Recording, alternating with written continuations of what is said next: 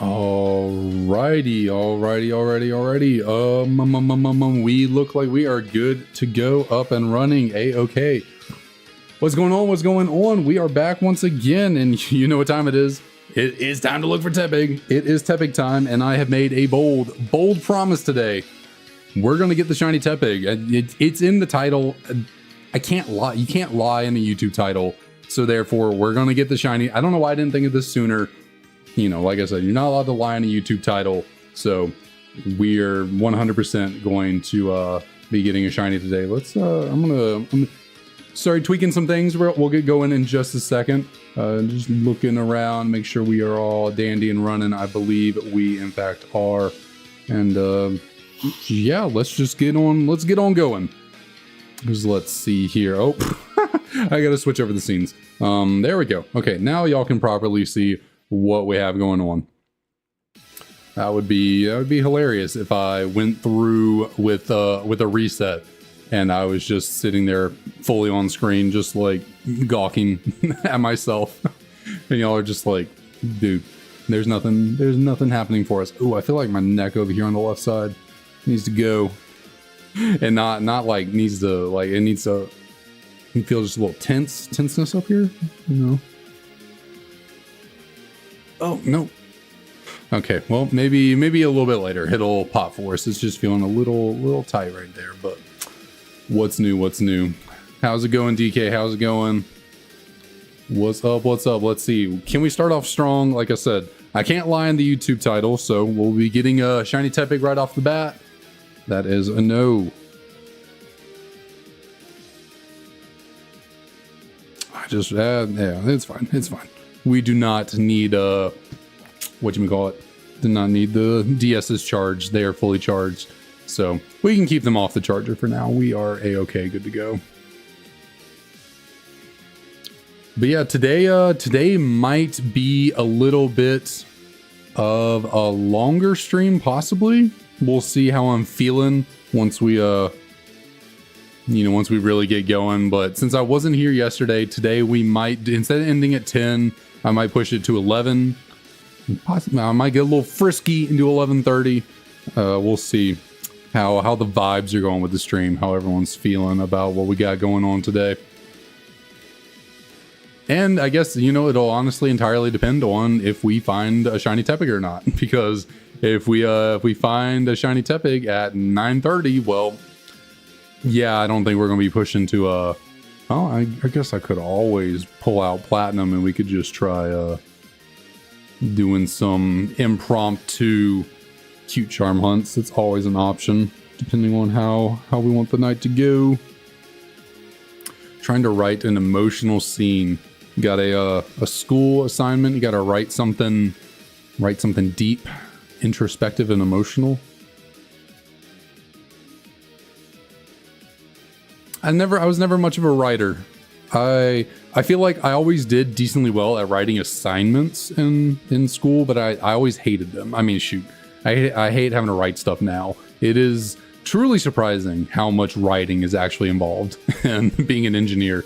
I really thought it was just going to be like, just math and working on things with your hands. And turns out, no, that is not being an engineer. You don't really do all that much physically with your hands. It's a lot of writing. It's a lot of documents and emails and presentations. Well, I haven't had to give too many presentations. I know some people have to give more. So, nothing here.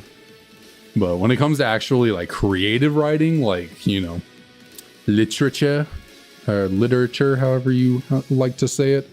Yeah, I tried when I was in elementary school. I tried to write, like a fantasy story or something. I think I got a solid like 15 pages in, for an 8-year-old, 15 pages, just the front. I don't think I went on the back. Maybe, I can't remember. But like I came up with a decent little fantasy story. Don't remember at all what the plot of it was, but I know I did it. I definitely remember doing it. I think it was about dragons. I think I was reading some book at the time about dragons, but yeah. I know early on in my, professional career, when I first started at my, my first job, the job I'm on now is my second one. I was in a little bit of a downturn with work, or a downtime, I should say, with work in the beginning, while they were still getting me acclimated and up to speed on everything. And I was, I'd just gotten like really into anime at the time. So I just had a little pad of sticky notes at my desk. I just started writing out an outline for a cowboy. I don't know why I chose cowboys. A Western cowboy style, whatchamacallit, shonen anime.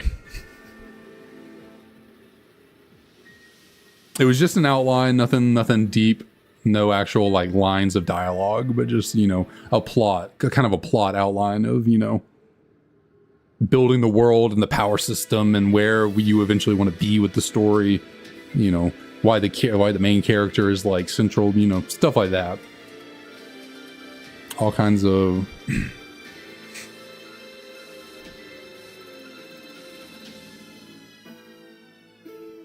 I've actually never watched Cowboy Bebop, so maybe.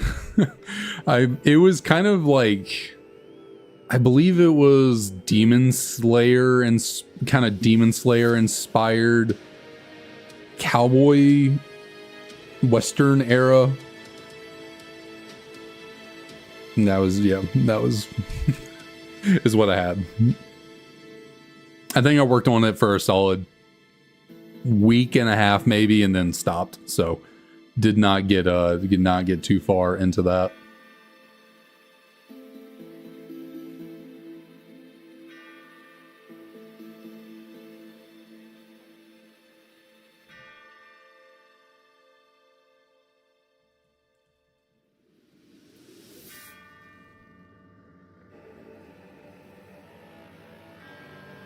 Yeah, I think my sister watched Cowboy Bebop. She told me she never told me what it was about. So yeah, I could not actually tell you if cowboys are truly involved, or maybe it's a space western kind of thing. Are there many animes that kind of take place? I feel like most anime I watch, all that I can think of, it's based on like the human world, Earth. I'm sure there's got to be space themed anime out there, out in, in the great beyond, outside of Earth, but I have not seen or watched any of it. So maybe it's like a space western kind of anime. It's got like human characters, and I think there's a dog in it. I think I've seen a picture of a dog. I could not, no clue what Cowboy Bebop's actually about.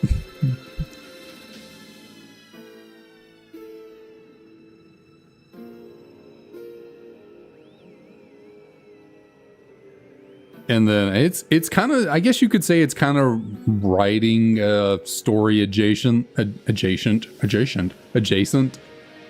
I probably started this up, and I've actually been thinking about this more lately because of something I got in the works for the channel.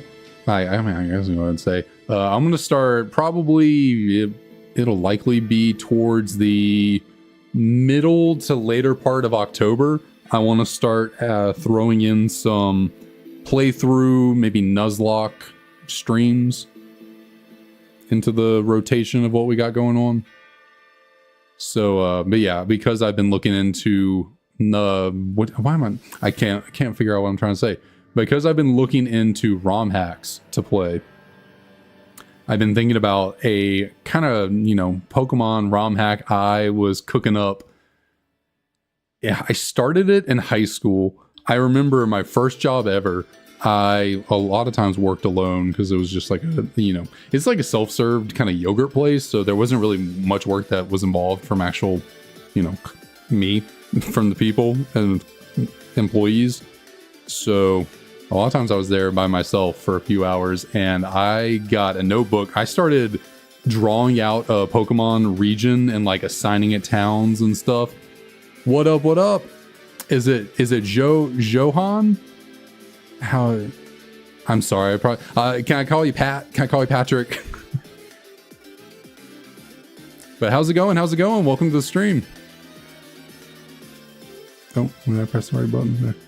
But yeah, I started kind of theorizing on my own Pokemon ROM hack.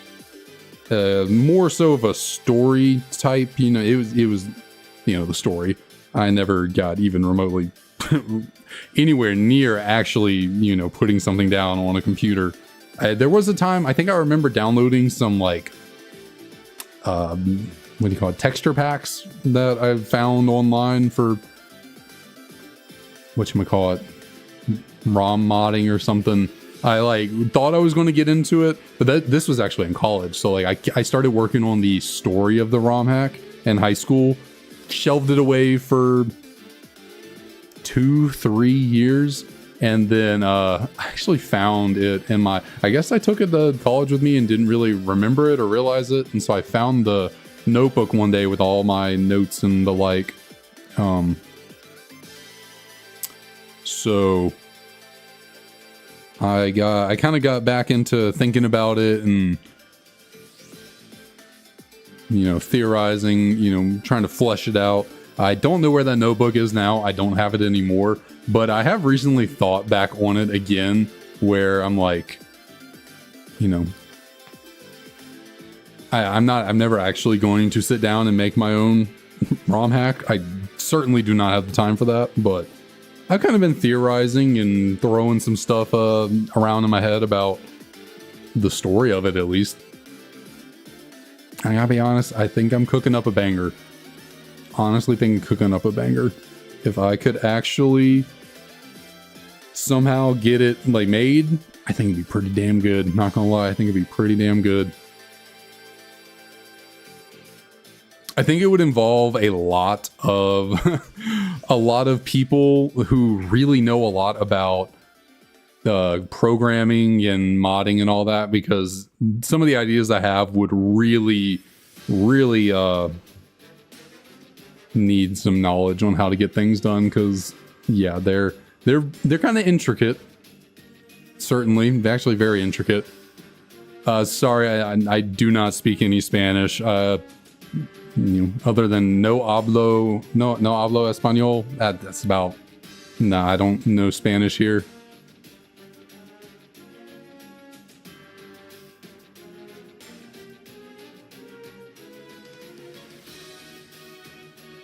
And if you try and hit me with that whole TikTok thing where you're like English or Spanish, and then if you know the TikTok thing that you're trying to do, don't. I know what you're trying to do. If you're going that way, if you're actually going that way, I know what you want. But if you're not, no, I don't speak any Spanish.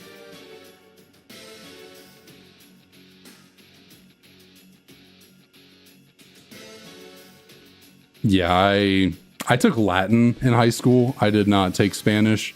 So I chose to take the foreign language that did not require speaking. I'm still not great with public speaking, but certainly in high school, I was mortified of public speaking. Oh my Lord, I hated public speaking. So I intentionally went with Latin because, is not a spoken language anymore, so it was not something that you were expected to speak in class. It was all, written. And I was like, that is fantastic with me, because I heard people talk about having to give like Spanish presentations or something in Spanish class, and I was like, I hate talking in front of people in English. There's no way I'm doing it in Spanish. So I took Latin. And I know Latin's supposed to be, the root of all the Romance languages like Spanish, and people who learn Latin are, supposed to be able to know the Romance languages a little better, because you kind of understand the base. But it's also been a long time since I took Latin, so don't remember a lot. How long? It's almost been 3 months. I don't know the Spanish word for months, so yeah, it's been about 3 months we're coming up on that we've been searching for this Tepig.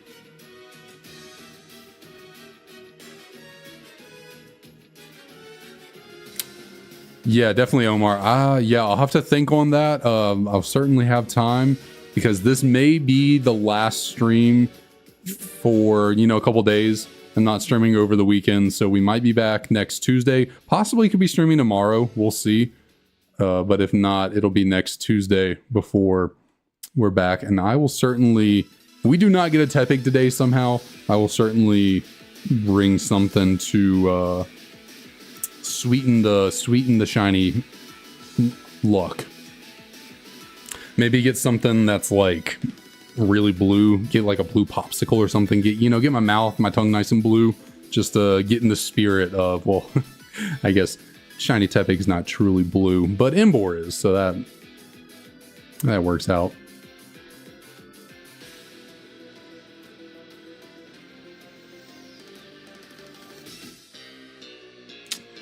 Gotcha. So you just got up there and talked, but didn't have anything to like talk within the background?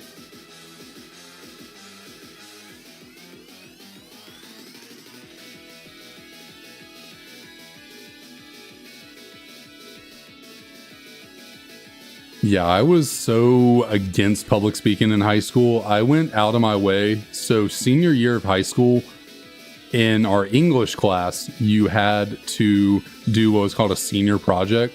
And, it was, in fact, it was a like long running kind of research. I didn't do it. So, that's why I'm not able to explain it super well. But, yeah, so we do senior project. It was through our English class. It was a big, long, year-long project that you worked on, put together a presentation, and you had to give, a public presentation to some judges, some other students on it. And I was like, there's just no way. I'm so mortified of public speaking. That was not happening. But you could take college classes and get high school credit with my school and the local college. So I took English my senior year of high school at college to get out of the senior project, because by taking English at my college, I didn't have to do the senior project. Public speaking. So. And luckily did not have to do any big speaking or presentations in those college English classes. It was just a lot of essays and, reading stuff. So that was much better for me. I was like, that, I can do that. I'll read something and write a book report. Fine. I can do that. What will you do when you find the shiny? I will start looking for more shinies. That is, the goal of this whole thing I'm doing here on YouTube is to find every single shiny Pokemon in Pokemon Black 2. So I always get it wrong. 600. I'm looking currently for one shiny, and there are 649 of them I need to get. So, we have 36. When we get Tepig, there'll be 37. So we still have a lot of shinies to go. So more shiny hunting is in our future.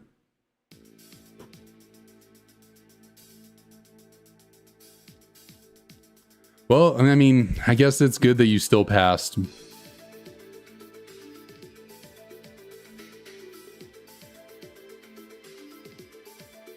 What attempt? Oh, goodness. I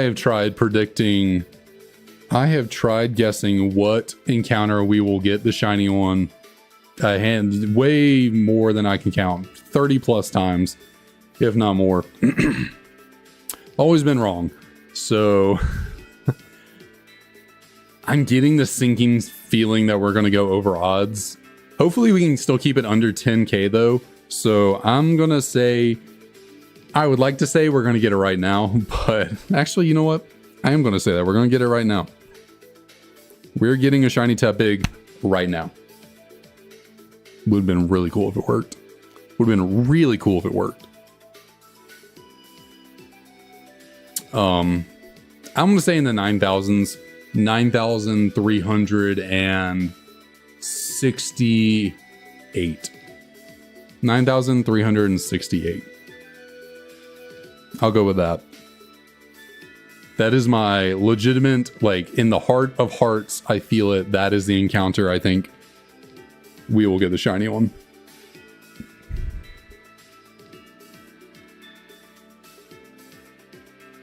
But my attempt to evade public speaking, unfortunately, could not be continued past high school. It was a graduation requirement at the University of Georgia for me to take public speaking.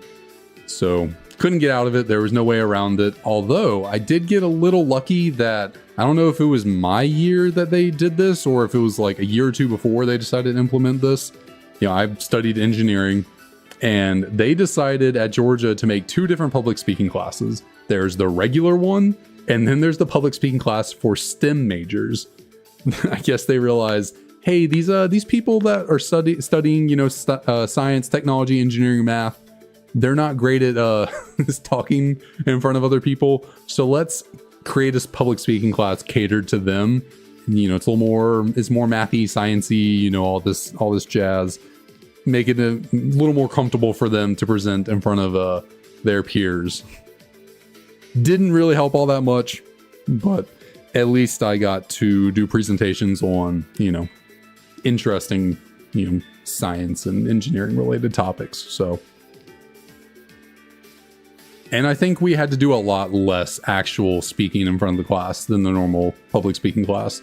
We only had to give 3 total full-on speeches in front of the class, which was nice. The first 2 were not that bad at all. I don't even think we had to have a presentation for the first 2. And they were like, you know, 2 minutes and 5 minutes long. Really weren't bad. I mean, I still felt like I was shaking like a leaf and that I couldn't talk straight when doing it. But then the last one did have to be a full-on presentation, you know, PowerPoint and everything. And she wanted it to be minimum 10 minutes. And that one was tough to get through. I did kind of, normally with the speaking, I do kind of settle in a little bit. So probably close to halfway through, I did settle in. It did help that the actual presentation one, though, we got to stand behind a podium. The other ones, we just had to stand there in front of the class, just nothing, just us.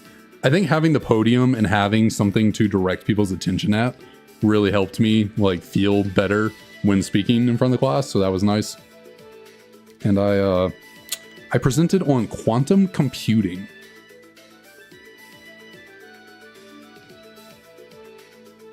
So it was actually an interesting subject to research for that presentation. It was pretty cool.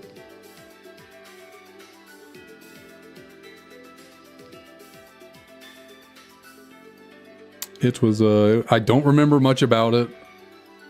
It did not make me an expert in quantum computing, but I thought it was neat at the very least.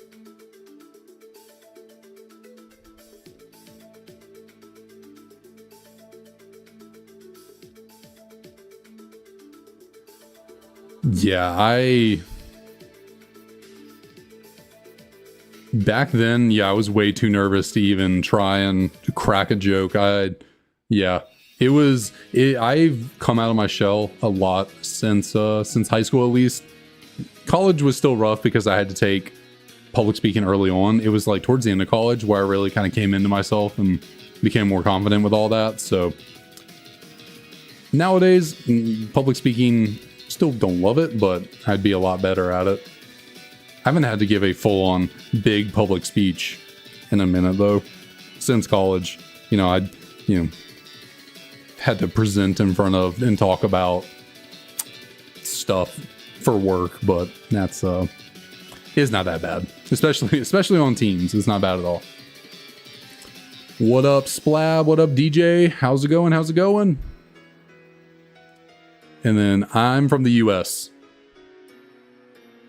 Bolivia. I don't think I've ever met anyone from Bolivia before.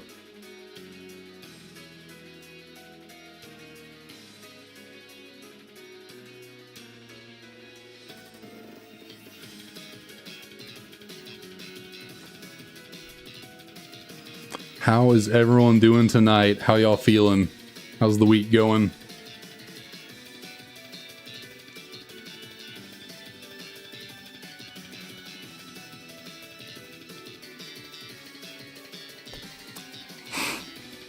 What's the reset? On the low end, 200 is about always the goal for a 2.5 hour stream. If we end up going, I said a little bit earlier, if I decide to go a little bit longer since we didn't stream yesterday, we could do 300 encounters instead of 2. It'll be tough though if we go beyond the 200,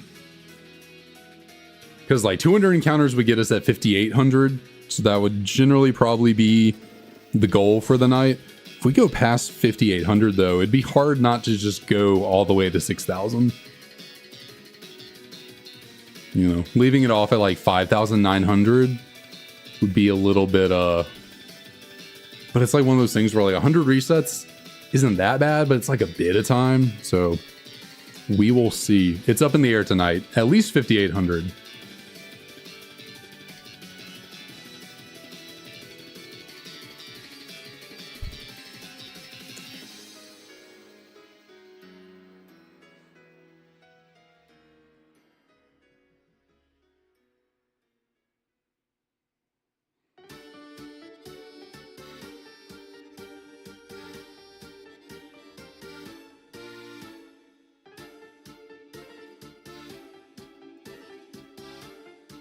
I feel like I've never heard this song come up in the playlist before. It sounds so, I don't know how to describe it. This is different. All right, see ya, Pat. Call you Pat. Appreciate you dropping by, and thanks for the shiny wishes, shiny luck. Appreciate it.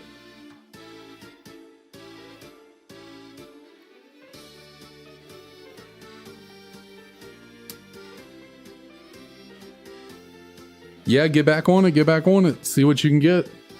You know, because you never know. Any day could be the day.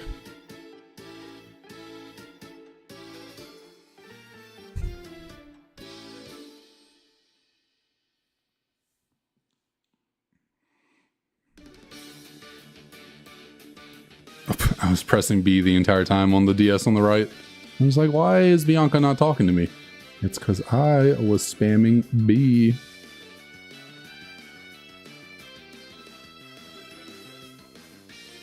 There we go.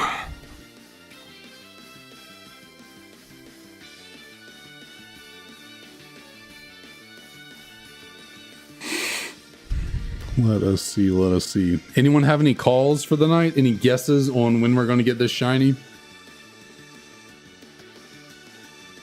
By the way, all that pessimism I said earlier about, oh, we're going to get the shiny in the 9,000s, that was all an act. I'm just trying to play, you know, like too cool for school for Tepig.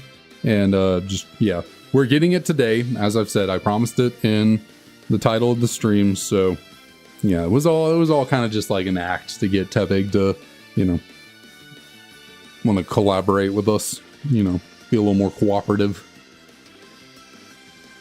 So I'm going to make a call for tonight of, you know what? I'm going to be aggressive. Okay, well, DK call. I was about to call in the 5,600s as well. I was going to go a little farther out than that, though. So DK said 5,666. I'm going to go with... you know what? I'm going to be cheeky. I'm going to say 5... oh, actually, I was about to say 5,999. That's a little ways down the road. Not what I was thinking. So 5,696. 5,696. I'm gonna go with that. Right before the turn of 5,700. 5,696. We'll go with that. 5824. Okay. You gonna make me go past my my 5,800 goal. I see. You put it just past it enough that I'm like, or just close enough that I'm like, oh, I can keep going to 5,5824. But yeah, I see what you're doing there. I see. Real tricky. But no, we can yeah, we can do that. We can probably get to like 5,850 at the minimum today. Why not? Shoot, smacked the camera. Or not the camera, the microphone.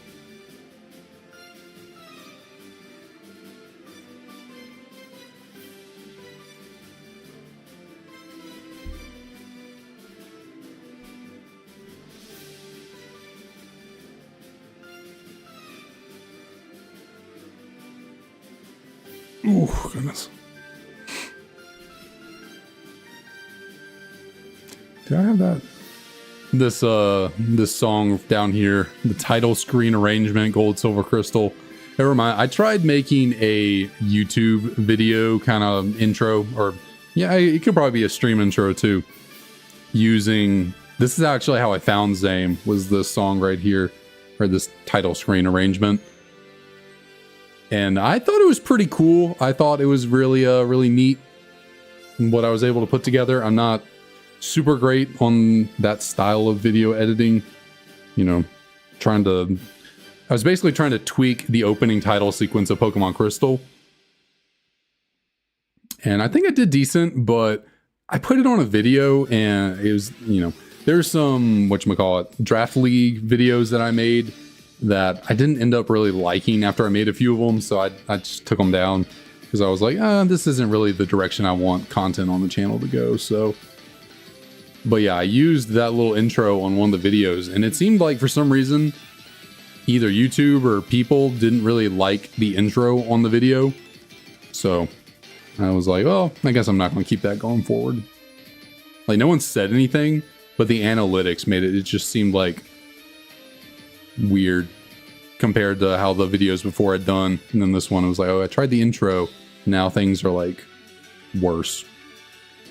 Could have just been completely coincidental, but I don't even know if I have it on my computer still.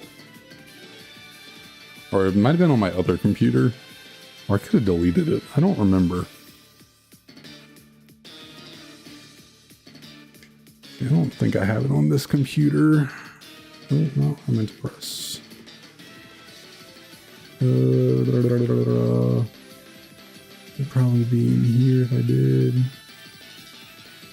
No, not over here. Oh, this is probably where I have a bunch of... Yeah, I got a lot of... I forgot about these video files I have on my computer. Over here taking up like 50 gigabytes worth of space. Part of me feels like I should just delete them, but then like keeping them around might not be the worst thing ever. So it was that, whatchamacallit, Pokemon White 2 mono normal type run where I use only normal type moves. I streamed all that and I recorded it as well. And I still have all the video files. They're 2 years old at this point, and I never made a video out of it. How the run, you know, the run that I ended up winning. I think it was like my 6th attempt at the run where I ended up winning. And yeah, I never ultimately made a video out of it. So part of me doesn't want to get rid of it because I'm a little sentimental about it because I thought it was pretty cool. But I just don't have the time or energy to make one of those highly edited YouTube videos about it, which, thinking about it, eventually at some point down the road, once this whole journey is complete and we have all the shinies, I would like to make a video about getting all the shinies, but good Lord, that's going to be a beast of a challenge. All the videos and streams to like look through. You know, the Tepig streams that never ended up having a shiny in it, I delete those files after a little bit just because at a certain point they're just taking up space and it's like, what can I really pull out of them?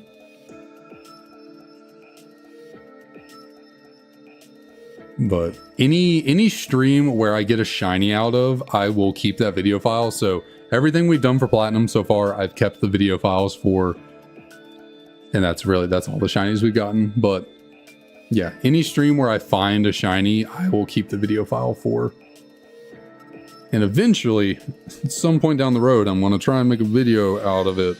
And that is going to be a gargantuan task.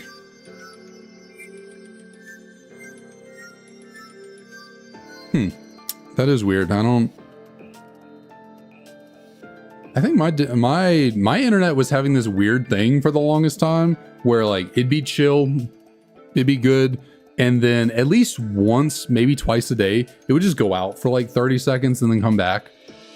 Don't know why. It was the strangest thing. I kind of just chalked it up to, I guess the internet out here just sucks. You know, I didn't really think too much on it. It wasn't the biggest burdens. Okay, 30 seconds once a day. Whatever, I guess. But then it just like kept happening more and more. Actually, I tried streaming on TikTok, and I think I had a couple streams in a row interrupted by the internet going out. And so I was like, okay, I'm getting in touch with my internet people. I'm figuring out what the issue is. They came out, they diagnosed it. Turns out the entire time, yeah, I pay for 500 gigabyte, I think download, internet speed, gigabits per second, whatever it is. I'm not super technical with all of it, so I could be saying it completely wrong. But I pay for what should be pretty dang good internet. And they come out, they diagnose it, and they're like, yeah, so you know how you're supposed to be getting like close to 500 gigs down? Well, you're getting like 230. Still, it's still pretty good. Like, we never noticed any issues with our internet speed, but I was not getting what I was paying for. And so he, did what they do, figured it out.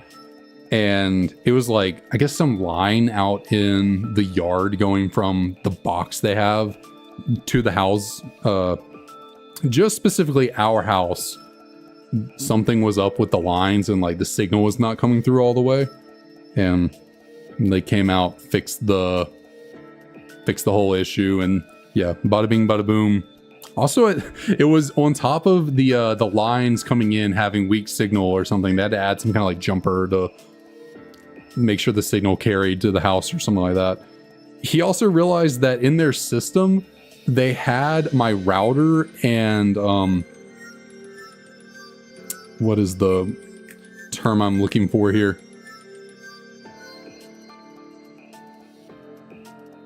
The internet, there's like two boxes. What is the other one called? I'm blanking on it. There's the router that's connected to the modem. That's what it is. For some reason in their records, they had my router and modem misidentified, like flipped. So they had my router identified as my modem and my modem identified as my router. And that was also causing issues. And once they got all that situated, yeah, internet does not go out every day. And I get like 490 something download speed now. So went almost a year with the internet not working properly.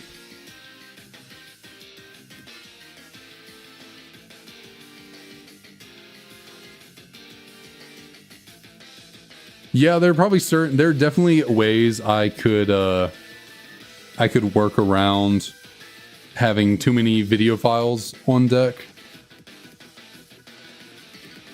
But I'm also the kind of person that's just like, well, what if I go to make the YouTube video and I want a certain, I want more from that video file, but I only clipped a certain amount around when we got the shiny. So I certainly have a tiny bit.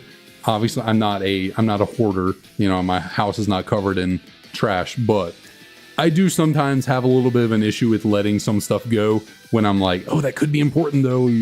Like my closet over here, like every box that I've ever had something like for my computer come in, I have them all in there. I don't know what it is about boxes, but I'm just like, I can't get rid of this box. Why would I, I might need this someday. I think in my head, I'm just like, when I go to move, because I'm just renting this house, so eventually I will have to move out of it. I'm like, it's probably best to have the boxes. I can pack everything up real nice.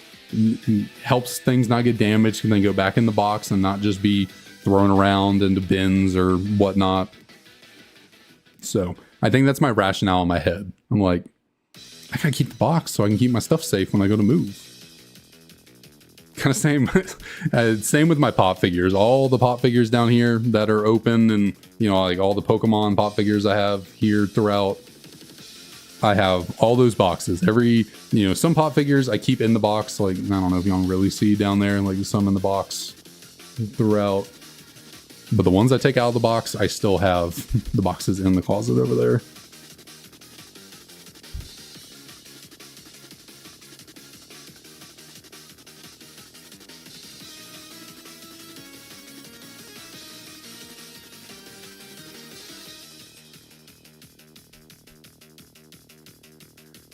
Yeah, when it comes to stuff like that, I just don't like. My caps lock was on. I don't know. I just turned it off. Felt like I needed to do that. Yeah, when it comes for things like, asking for my money back or, free something, I'm not a super assertive person. So I wasn't really like in that mindset. I was just like, oh, cool. The internet's good now.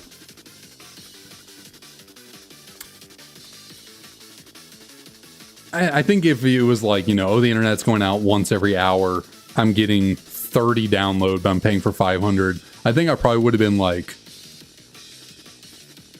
okay, yeah, let's get some kind of refund or, like something, because this is pretty bad. But, I was getting half of technically what I was paying for,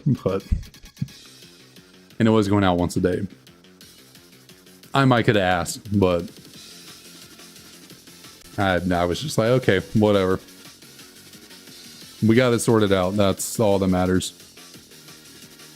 Now, if they give you the runaround and they take forever trying to fix it, and they're just like, oh, it's fine, and then it keeps messing up, like if it gets to the point where like you're trying to get them to fix it and they just won't or can't, then I would get to the point where I'm like, okay, what are we doing here?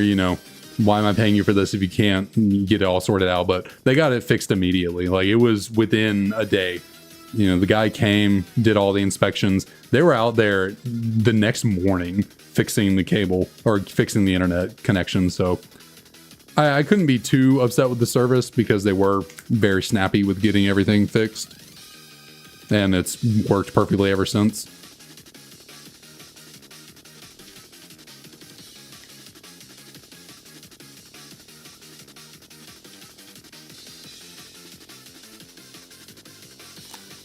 Yeah, let's see what.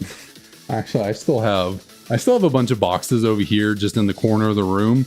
There's no reason to keep them. They're just from packages I've ordered over the last 6 months, and I don't know why I haven't broken them down and got rid of them. They're just sitting over there.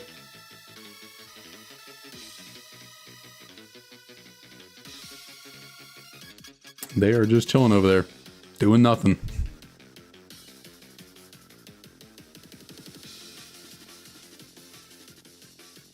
Nah, it's not T-Mobile.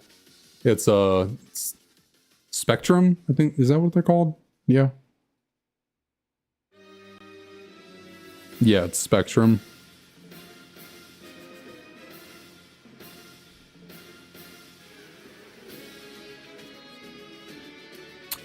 Oh, I just noticed what encounter we're about to hit. So DK, your call of 5,666 is coming up right here, right now.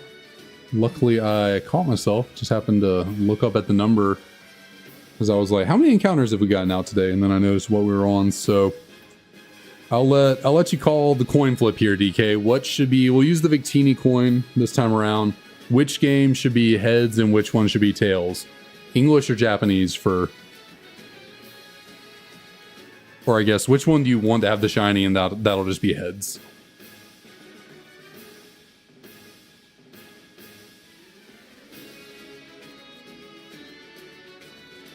But yeah, there are certain things I do get a little, probably overly sentimental on that I should just get rid of. Well, actually, I can't really think of too many things that are like, I almost just went straight into those encounters and didn't even give DK a second to let me know what to do with the coin. So what do we got? We got English, we got Japanese. Who shall be okay, heads for the English. Let us see. Are we getting a shiny on the English copy? Oh, Victini says we are, in fact, you're upside down. Victini is never wrong. We got victory luck right there. So we'll check out the Japanese one first, because that is technically encounter 5,665, which is not a shiny. But DK and Victini have called that this Tepig over here for encounter 5,666 is in fact a shiny. Unfortunately, they were wrong. But we have all been wrong a number of times so far. We will get it right eventually.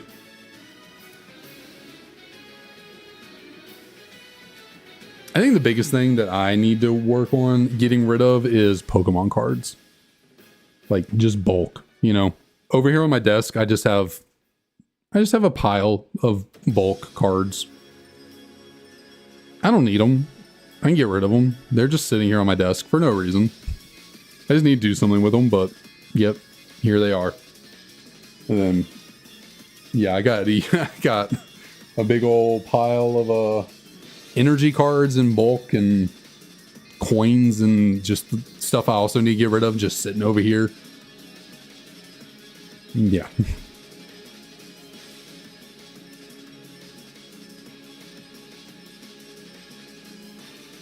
Oh, dang. Yeah. 20 behind is, or 20 seconds behind. I thought you were saying 20 encounters behind. I was like, oh, wow. But then I was like, well, how could he be responding to me if he's 20 encounters behind? That's 20 seconds. Yeah.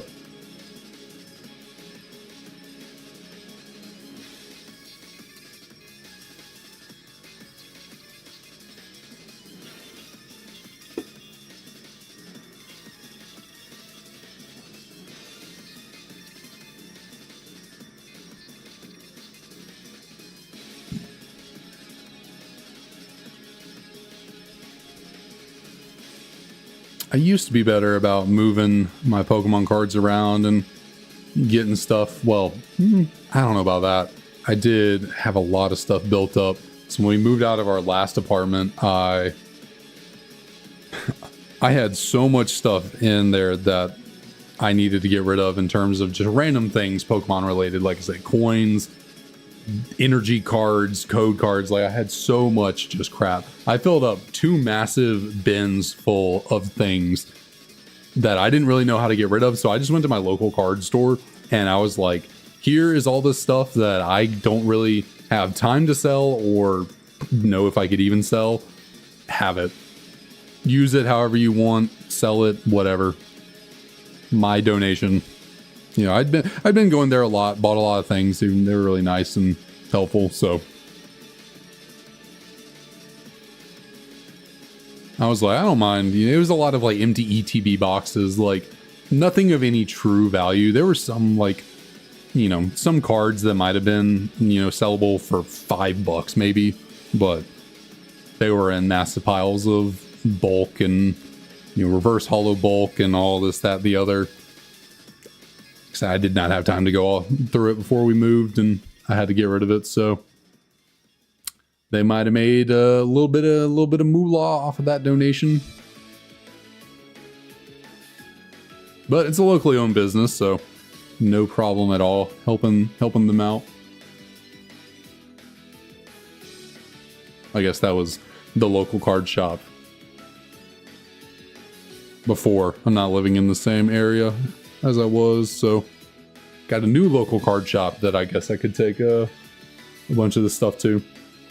Like all the energy cards, they could certainly use that more than me, because they have people that go there that actually play the card game and don't just buy shiny cardboard because it looks cool. I mean, they might still do that, but at least they play it too.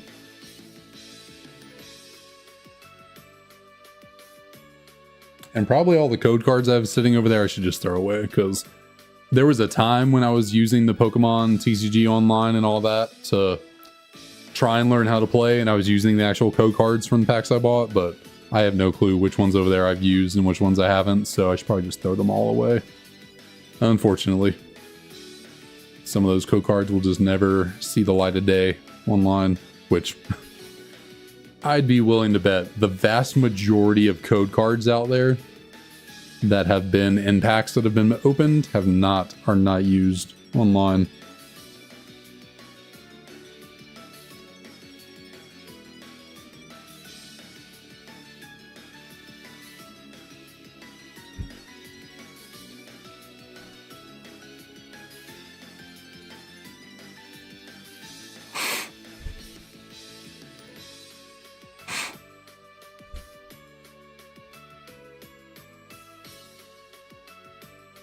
I think this has got crooked.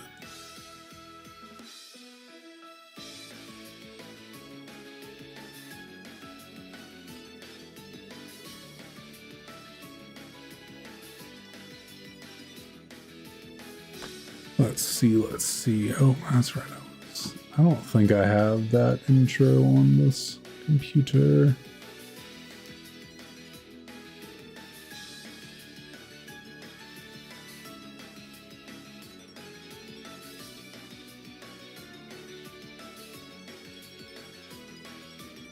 Sorry, I got a little sidetracked looking at my files on this computer for a second.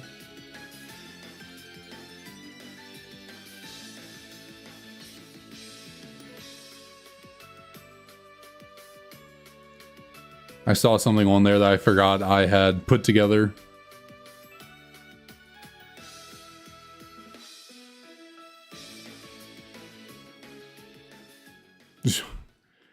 Shoot, there's some out there that cost the entirety of a house.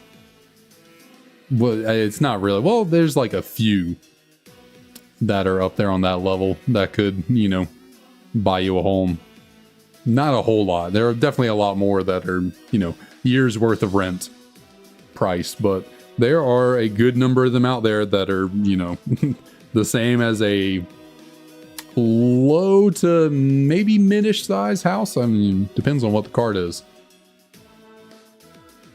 But those are like trophy cards and the ultra rare, never distributed officially through packs kind of cards. The only card that's ever come out in an actual set that could buy you a house is the first edition base set Charizard. And even then, I don't know how much they're going for now. And considering how much houses are going for at the moment, even a first edition base set Charizard PSA 10 might not be enough to get you a house in a lot of places right now.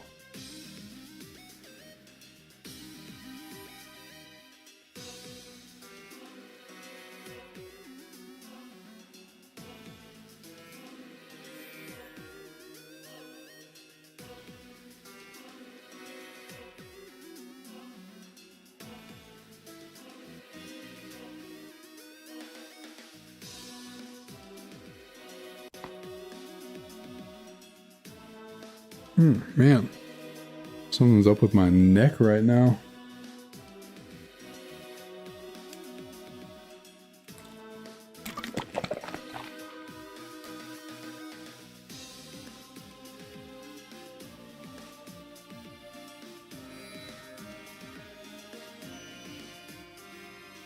Yeah, there's a part of me that with collecting Pokemon cards I used to have more regret about it. Nowadays, I don't really think about it much, but, Pokemon cards went crazy in their value. Everything shot up in, late 2020. Everything went hog wild, absolutely crazy in value. And I started collecting in the beginning of 2020, not because of value or anything like that. I just happened to go, that was Emily and I were a month or two into our relationship, happened to go by Target. I saw a box of Pokemon cards I thought looked really cool. It's just a modern, box. I was like, oh, I'll open that.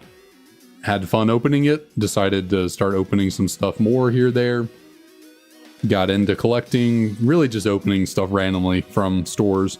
And then everything went crazy. And that's when I got more into collecting was, 6 months after I kind of started and just was casually opening stuff. Everyone went wild with the Pokemon cards, and I got a little sucked into that too. But before that, in 2016, there was a little bit of a Pokemon bubble at the time when Pokemon Go came out. And around that time, I actually did get into Pokemon cards because of it becoming more, and it did not go anywhere near what it became in 2020, but in 2016, things did see a little bit of a price jump because of Pokemon Go, and people started making more content about it online. That's how I got into it, because I started watching Pokemon card videos, and I did not have any level of disposable income in 2016 because, I was a broke college student, barely making like $200 something every few weeks. But I wish I had at least thought, I was like I opened a few things here there for a couple months in 2016. I wish I'd stuck with it. kind of fell out of it towards the end of 2016. But I wish that I had just kept buying, you know, some stuff here or there, maybe kept watching the YouTube. Eventually, maybe could have dabbled into buying some older cards and stuff. And who knows, if I'd kept with it, you know, once I graduated college in 2018, had a big kid job. Maybe if I had kept collecting, I could have made it big. had a collection that made me rich. But most likely it wouldn't have happened that way.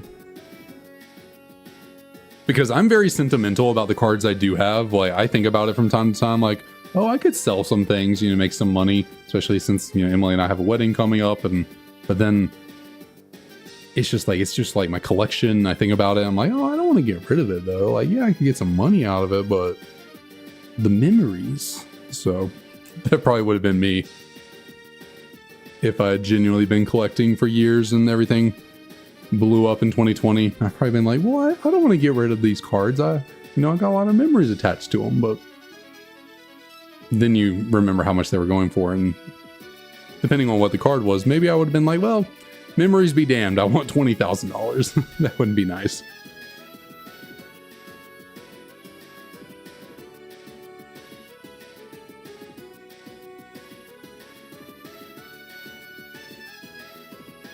Oh, I mean, certainly there were certainly people who probably got rid of their Pokemon cards within a year before everything went crazy. You know, there were probably people that had some stuff lying around here, there, you know, at their parents' house. The parents were like, oh, we were looking through the attic and found your old Pokemon cards. Do you want them? And they were just like, nah. Sold them off to grandma at the flea market for $20, and they had a first edition base set Charizard in there somehow, and everything went crazy. And then they realized, like, oh snap, I had these cards, I could be rich right now, but I got rid of them a year ago. And that definitely had to be a few people out there who got rid of their stuff just before everything went crazy, and then realized, snap, I could have been rich if I just held on to this stuff a tiny bit longer.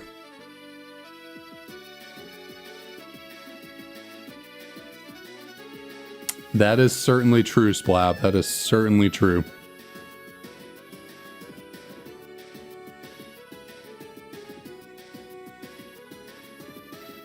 I mean, some people made enough money off of the stuff they sold in 2020 and 2021. They probably can retire and just live the rest of their lives just not working, just because they happen to like collecting Pokemon cards for, you know, a bit of time before 2020. Not because of any value, they just like Pokemon cards, and they were just like, you know what, I'm going to collect all this stuff, hold on to it, I really like it, keep it in good condition, and then bada bing, bada boom, millions of dollars.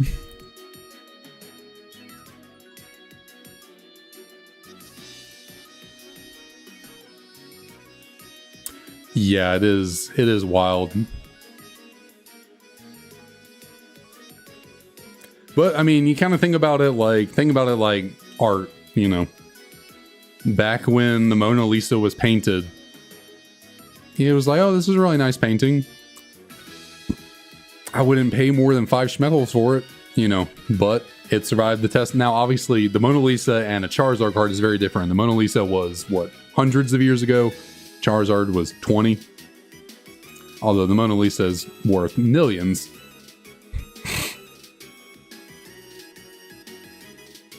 But I mean, yeah, you let anything that has intrinsic value to it degrade and get rare over time, and yeah, and then something as popular as Pokemon, it's the price of stuff was slowly growing, but then 2020 and COVID just shot it through the roof.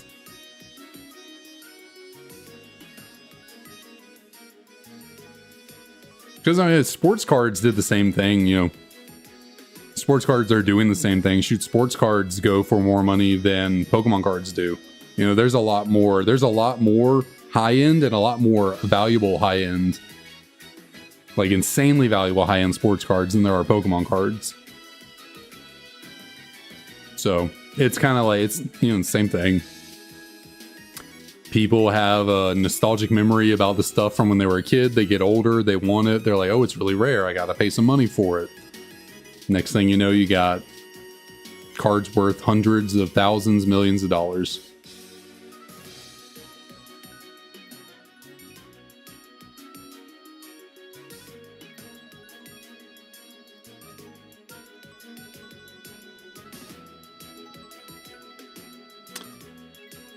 Yeah, Charizard, I mean, Charizard's a bit overrated, but if I had to choose between would I want a first edition Charizard or the Mona Lisa, I think I'd choose the Charizard. Also, I think having the Mona Lisa in my house would, well, probably having a first edition Charizard in your house could make you the subject of burglary, but I think having a priceless painting in your home, yeah, I think people might kill you for that. So maybe I don't think I would want the Mona Lisa anywhere near me anyways. That can stay in a museum.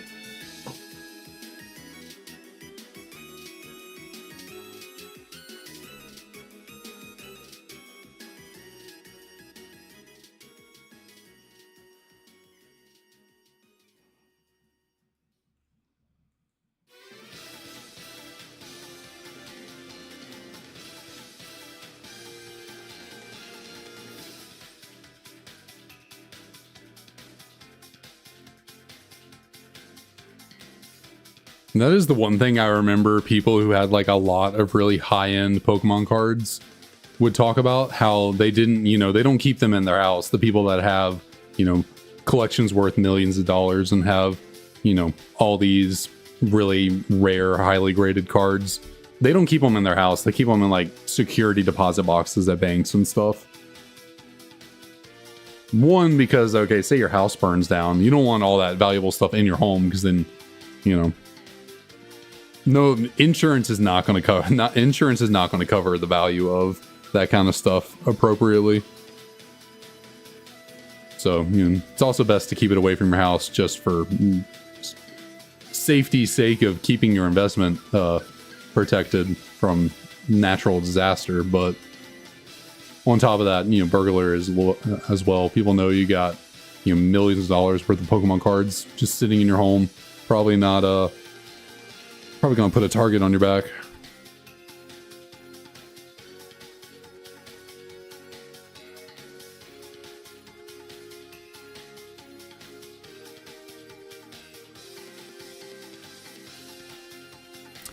Gold toilet from Buckingham. How do you get away with a gold toilet out of Buckingham Palace? And how do you not get caught? Was this in the 70s? You know, they not have a CCTV?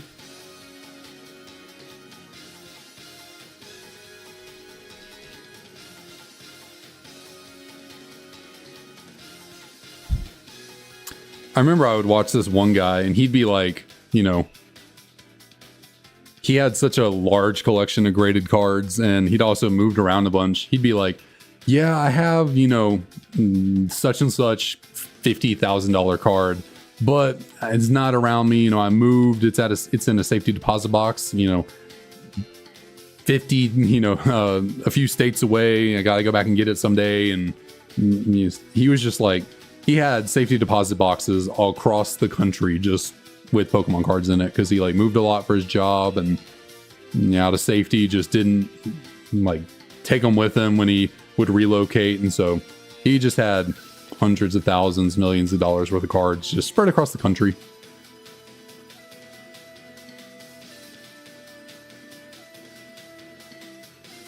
I think that was my call right there. It was. My call was 5696 and I completely forgot. Didn't get a shiny, so don't matter. But I remember hearing about people, you know, people talk about that stuff, and me being me, I was just like, I'd want to look at it though. Like, I wouldn't want to. I understand the safety of it, but you know, if I own a really cool card, I want to be able to look at it. I don't want it just sitting in a bank. I just want to be able to walk by it and be like, nice. Look at that. That's cool.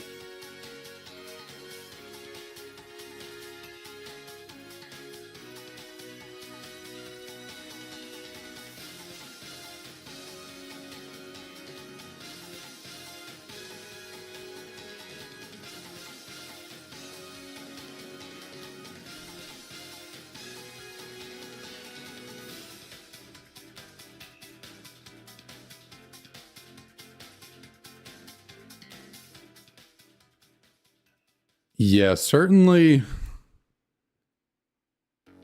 Certainly once you reach a certain level of wealth and income, you got to be, I mean, you just got to be very much aware of the fact that a lot of people are going to be trying to use you for your money. So,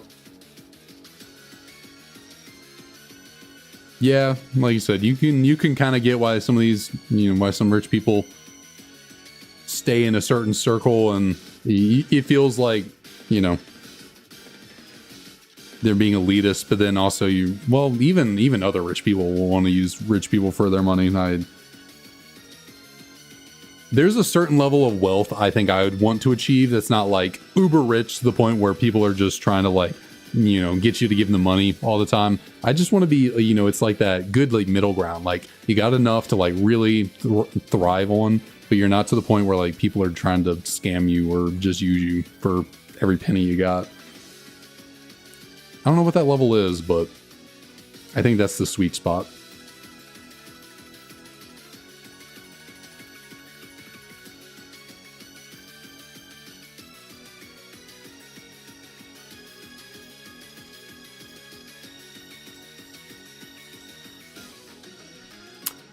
All right, we made it to 5,700 encounters, and we still have no Tepig.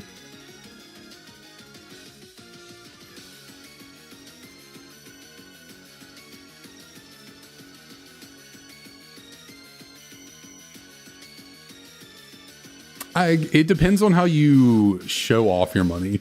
Like if you're in that good sweet spot level of like you got enough to like really survive and thrive on, but you're not like uber rich, like just don't buy a Lamborghini. Like don't go crazy. Like just be more modest with your spending, and like people won't even really know you like what kind of money you got. Then you won't have to worry about people. But even Lamborghini level of wealth, I think, is too high up there. Like, I think the nicest car I would want to own would just be like a cool Audi, maybe. Like, something that's like a little, maybe around the 100K mark, maybe a little bit more, but like, maybe not even that. I don't know. I used to be more of like a car person and be like, oh yeah, I want a really cool car. I kind of gotten to the point now where I'm just like, I don't really care. Something reliable that I can get around in. If I had the money, maybe maybe an Audi would be cool, but I don't think I'd go beyond that. Maybe like a lower end Mercedes, maybe, but nothing too much.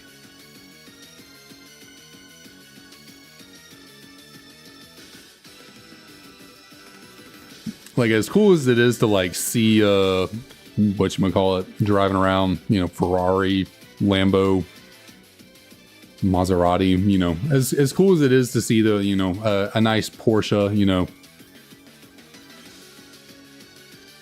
I don't know if I'd want to own one. It's just, I feel like there's too much, like, you just gotta be too precautious with stuff like that.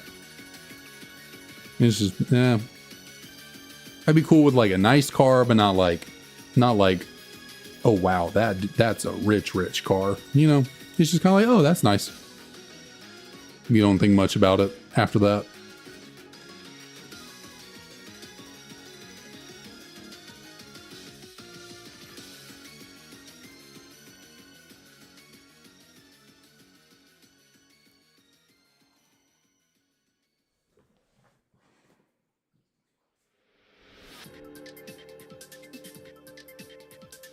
Yeah, I mean, I wouldn't do a luxury car like that anyways, because I probably wouldn't fit in them.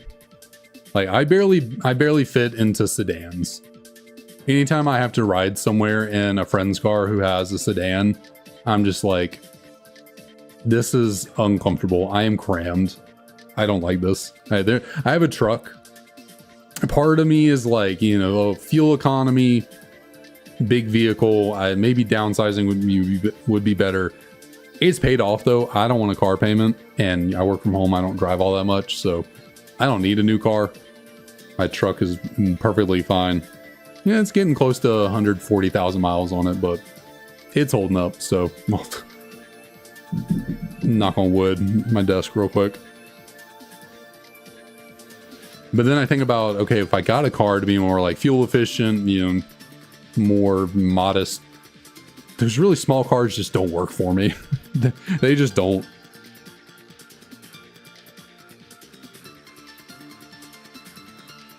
Like Emily got a new car a little while back, and while we were at the dealership, there was one that I thought was cool. You know, it was a Hyundai Sonata that I was looking at, and I was like, oh, I kind of like this. And then I went to get in one to do a test drive, and Emily was off doing something with her mom with the dealership, and one of the guys was, you know, talking with me, and we took it for a test drive, and I was like, this is nice.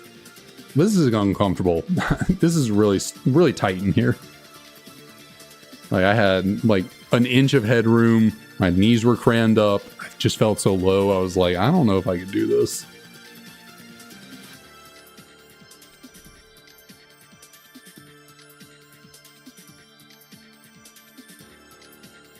Even Emily's car. Emily has a, was it Hyundai Santa Fe, something like that.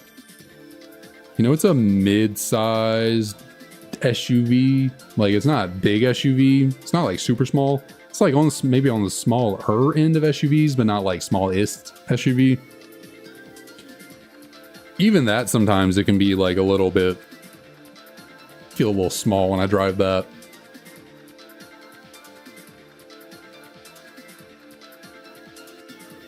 But I've also gotten very used to driving a truck, so that definitely contributed to it.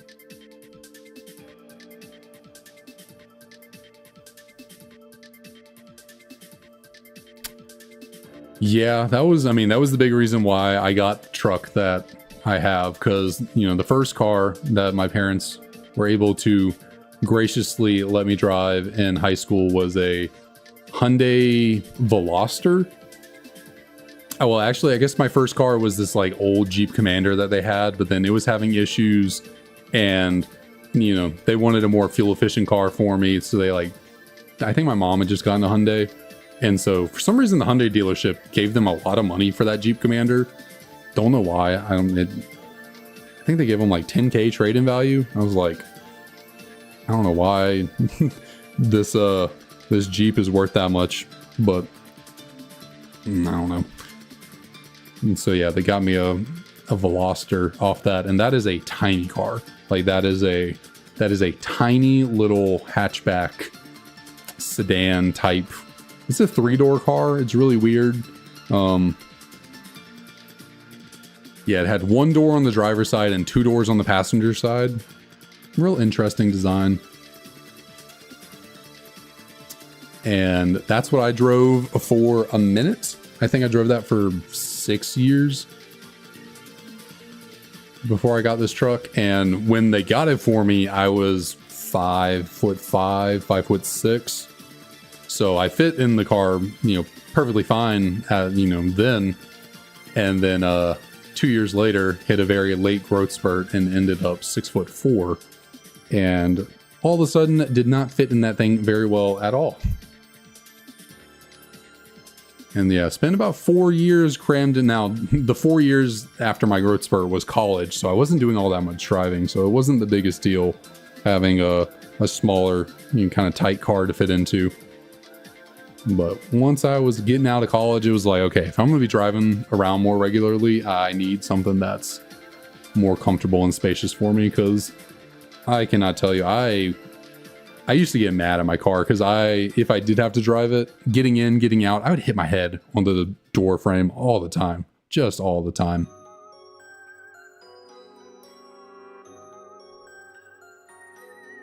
Kevin, what up? What up? How's it going?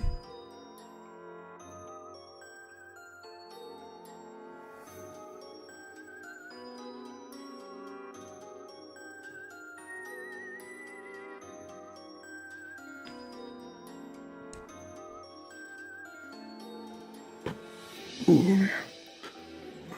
Let myself down a little bit. There we go. Pull you down some, get you a little closer over here. There we are, there we are. What's good? Not too much, just chilling, you know.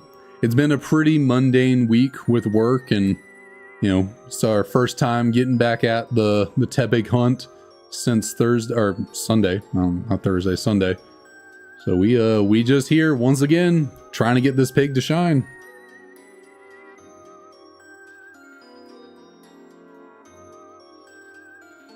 So, but I've been good. I mean, I've been chilling.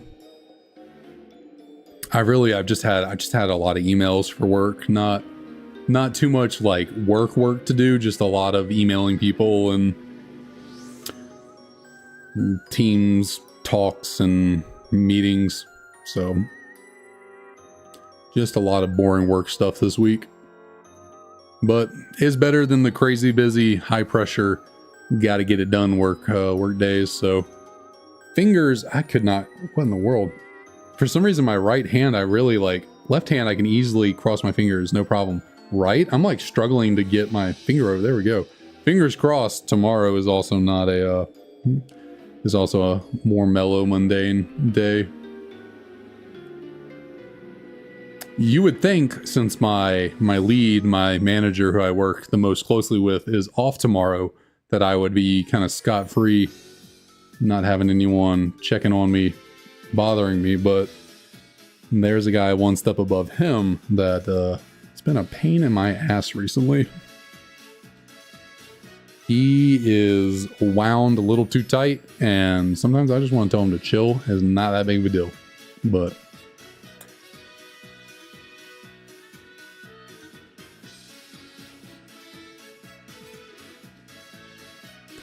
what can you do? People are like that sometimes. So he's been the reason, I think the reason this week has been more mundane and chill is because that one guy in particular has barely been around. I don't know what he's got going on, but he has not been on the computer much. So hopefully we can keep it for 4 days in a row and he can not bother me too much.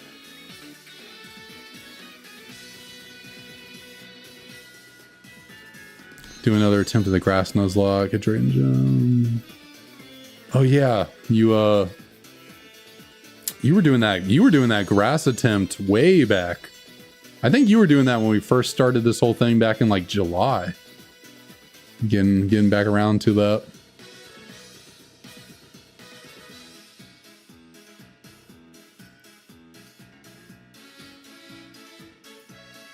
Yeah, I guess he's like a middle management kind of position, I guess.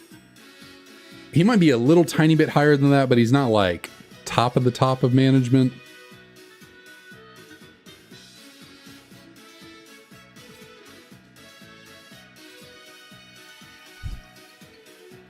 But yeah, they certainly, I don't know why. They're just putting way too much pressure on deadlines recently. Like sometimes, and we're working with another company to do stuff, and the other company is just waiting till the last second to send us things, and then we get it, and it's like, okay, go. We gotta get this done, and it's like, we need to chill. Like they need to get this stuff a little fast, you know, to us a little bit faster, so they don't have to demand that it comes back because they're like, okay, we need this, you know, reviewed, checked, and blah blah blah before we can start on, you know, the manufacturing process tomorrow. And it's like, could we not have gotten this a day or two ago? It's like 8 documents, all 3 to 4 pages long. I mean, you know, 32 pages of reading doesn't seem that bad, but when it's like technical and you're like checking it versus this, that, and the other, and yeah. Luckily for me, you know, I'm new to this. I started this job back in January, so I'm still getting up to speed with things. They're not really expecting too much out of me when it comes to reviewing. They are expecting a lot out of me when it comes to managing the reviews and coordinating with people, you know, to get the reviews done. So yeah, that gets annoying when I'm the one that gets the whole like, why is this review not done? And it's like, I can't force people to drop everything else and do this exclusively, even though we got it 3 hours ago. Like,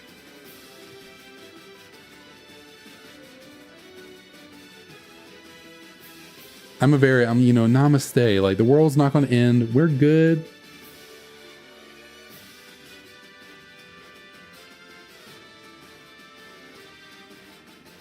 Let people take their time. Let's chill, Good work isn't done in a rush. You gotta just sit back and relax. Okay, maybe not, sit back and don't pressure people to work under a time crunch. You know what I mean?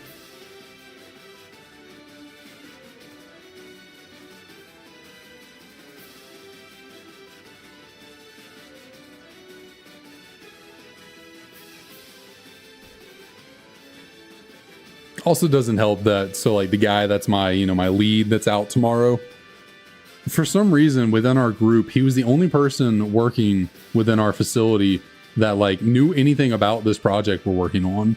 So like when I got hired on, he was like the only dude in a group of 30 that knew anything about what was going on with this project. Like no one else had like helped him or done anything. So he's like the sole knowledge point for our design work we're doing for this. So and then he just took, and someone else just retired, so he like took on their position. And so now he's got even more on his plate that he's having to deal with. And yeah, he's swamped with work. And I'm just like, bro, you'd have to be paying me a shitload of money to be that busy and have that much on my plate.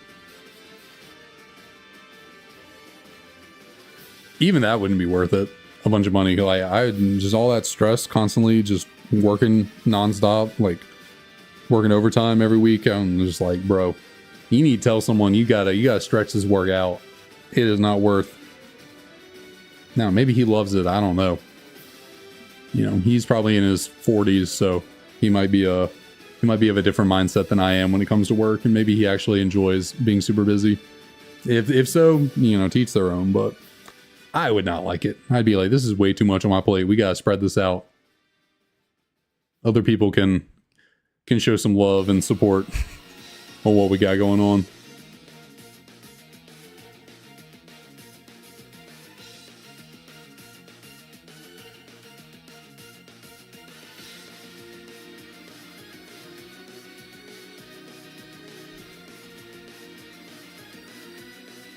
Yeah, he's certainly not a boomer. He's probably on the older end of the millennium.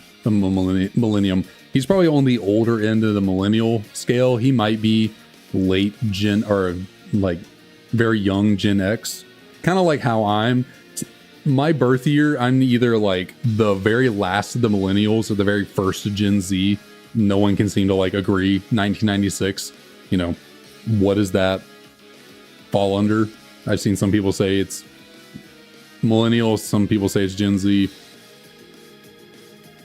Some people just say, oh, you're one of those years that's a zillennial. He might be that for like millennial and Gen X.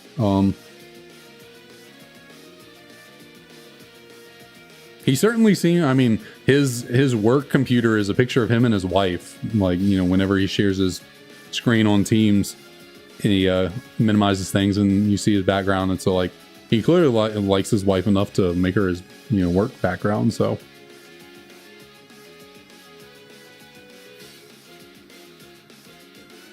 well, DK, why didn't you say anything? Happy birthday, dude! Like,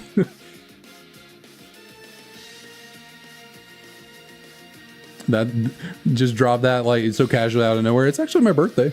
Happy birthday, man! Good old 23. I remember being 23 like it was yesterday. Like literally, for some reason, like 23 to now flew by. I'm always talking about like I've been out of college almost 6 years now. The 4 years I was in college felt like an eternity. The 6 years I've been out of it have flown by. It's just like, what happened? I swear I just graduated. How am I almost 29 now?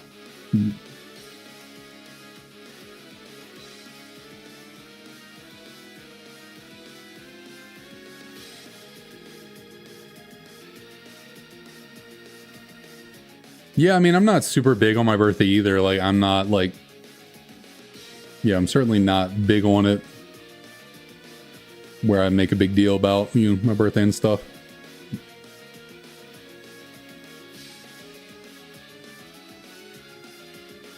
I do like getting, you know, I guess gifts and things.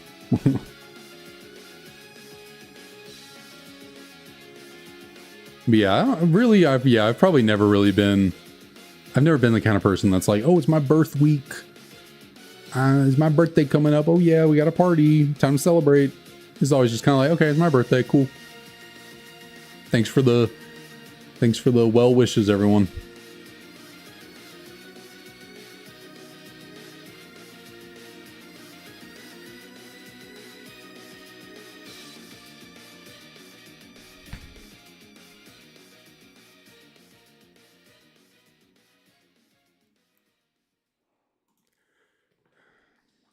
Yeah, I mean, it's like interesting. Like, you don't want life to fly by, especially because, like, I don't know, sometimes when you're in the working grown-up world and you're kind of just doing the same thing over and over again every day, it can get a little mundane and monotonous and just gets a little bit like, you know, Groundhog's Day, just a blur of nothing, it feels like. So that was one nice thing about school, is, you know, always changing up, always kind of,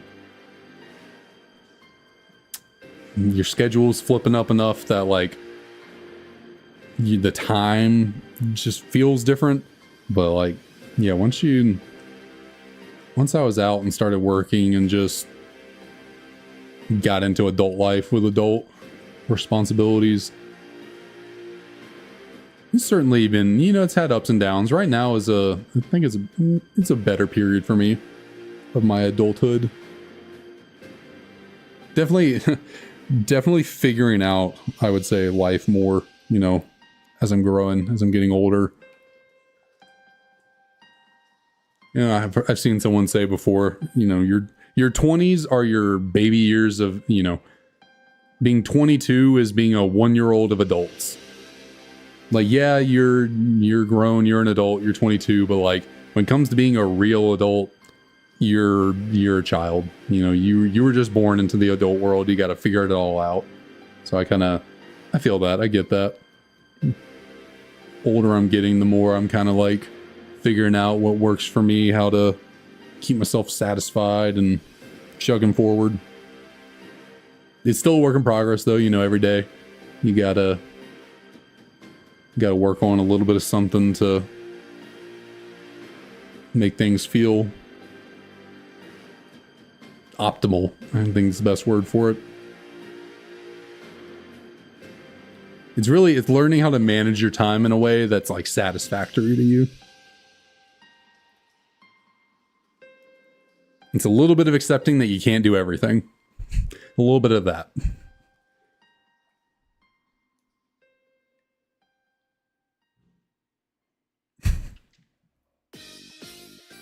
Yeah, back pain has certainly become, well, I don't know, my back pain's to the point, my lower back pain, yeah, is at the point where I think I need something done.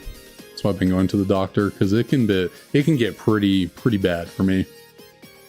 I would like to be more active and work out more, because I was not having these back pains when I was working out a lot, but every time I try and work out, it makes my back hurt worse.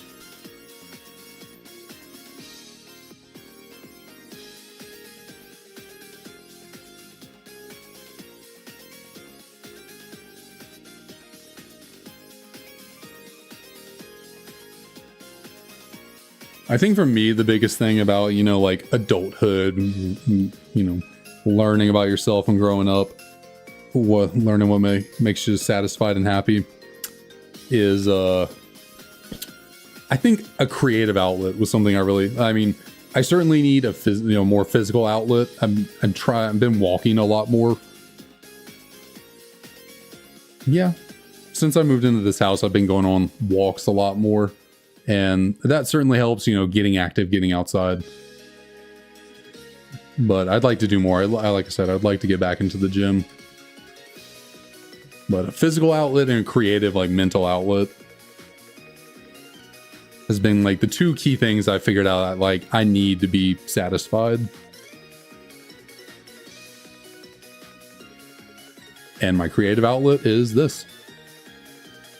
I know sitting here spamming buttons trying to find a differently colored Pokemon is maybe not super creatively satisfying in terms of like making something, but it's like, it's the stuff around the shiny hunting, like thumbnails.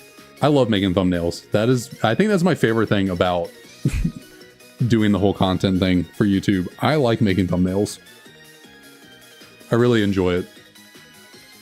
I love learning a little bit every time, you know, about photo editing and doing this, that, you know, I like getting creative, messing with the colors. I think thumbnails are fun for me to make. Video editing can be fun. At a certain point, it gets a little bit exhausting, and it's like, okay, I kind of just want this video to be done, which is why I have not been doing a lot of it. It's also very time consuming. Thumbnails, at least the thumbnails I make, are not super time consuming. If I were, you know, if I had any sort of art, I cannot draw to save my life, so I could not get like super artistic with thumbnails in terms of like trying to draw something. But like the thumbnails I make for this are, it's involved enough for me to like really get creative with it, but not so much that it's like, you know, takes forever and is really a time sink. And then, you know, the backgrounds and stuff, I kind of enjoy that too, making a layout for the stream and the like.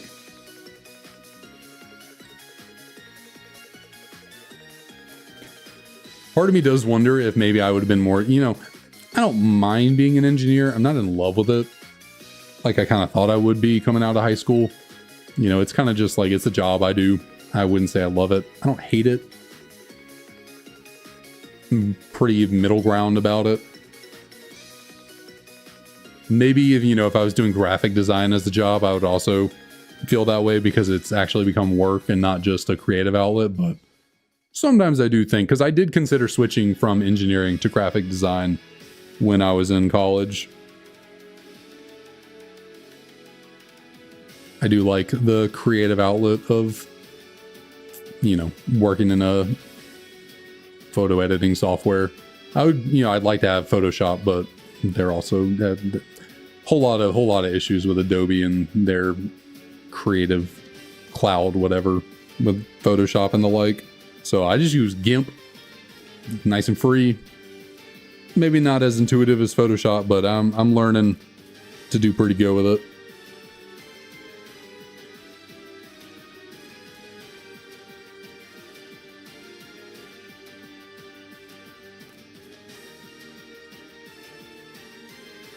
Yeah, video games was something that I feel like I definitely lost as I got older. Like, I enjoy playing Pokemon to an extent. But other video games outside of Pokemon, I guess I can't say to an extent. I enjoy playing Pokemon. But other video games, not so much. I just don't care to play other video games.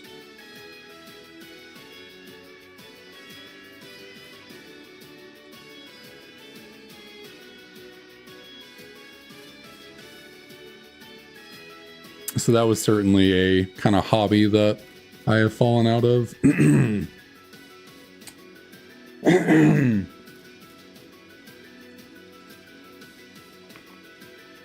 Although, I don't think I can really say I was ever the world's biggest video game person either. Like, I would go through spurt. When I was definitely younger, like elementary school age, I played a lot more variety of video games. But starting in middle school, like middle school was all Call of Duty. That was it, Call of Duty. And then going into high school, I guess a little bit of Call of Duty in the beginning of high school. And then I guess Minecraft was kind of the thing towards the end of high school that we did. Or at middle of high school, I should say, we did Minecraft. League of Legends started at the end of high school for me. And then going into college, really all I played was League of Legends and Pokemon. That was it. That's all I played in college. I never played any other video games. Really, I think it was playing League of Legends that killed video games for me, to be honest. Like, before League, I was playing like Kingdom Hearts and other games here, there, around on different consoles. Donkey Kongs and the occasional Legend of Zelda game, but I never, beat Legends of Zelda games. I would play them though. Super Mario games. It was a lot of Nintendo. That was really all I played. Was Nintendo. I had a PS3, but outside of Call of Duty, I did not use that PS3 for any other kind of gaming that I can remember, at least. I played my PS2 a lot for Kingdom Hearts. I played a lot of Kingdom Hearts on PS2. But yeah, I guess it was mostly like the GameCube and the Wii. I played a lot of the Wii growing up. And Game Boy and DS, obviously. But yeah, it was really... Call of Duty was kind of the decline of my like broad gamerness into like more just like a couple things. And then went from Call of Duty to like not much for a couple years, just a little bit of Minecraft. And then League of Legends was the end of high school into college. And yeah, that was... that became my obsession and my... my downfall. With the exception being Pokemon. I kept playing Pokemon throughout college, and here we are.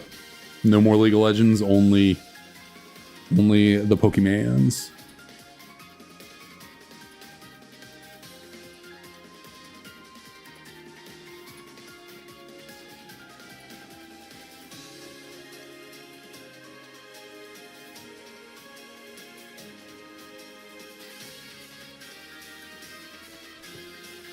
And I'm pretty content with keeping it that way.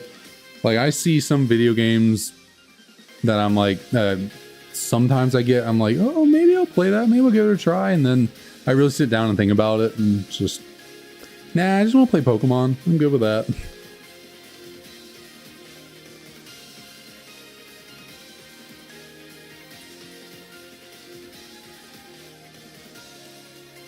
I guess maybe you could say at this point in my life, Pokemon is just my comfort thing. It's just the thing I like to do that's easy, doesn't require a lot of effort. It's just kind of casual. A lot of Pokemon games, especially, my favorites like this one have replayability to them.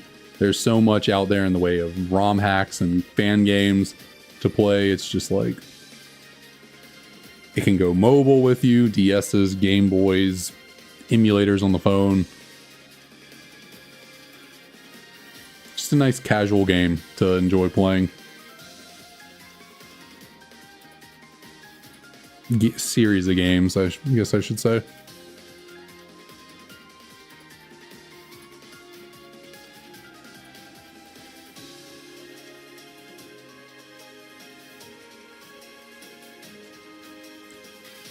I gotcha. Yeah,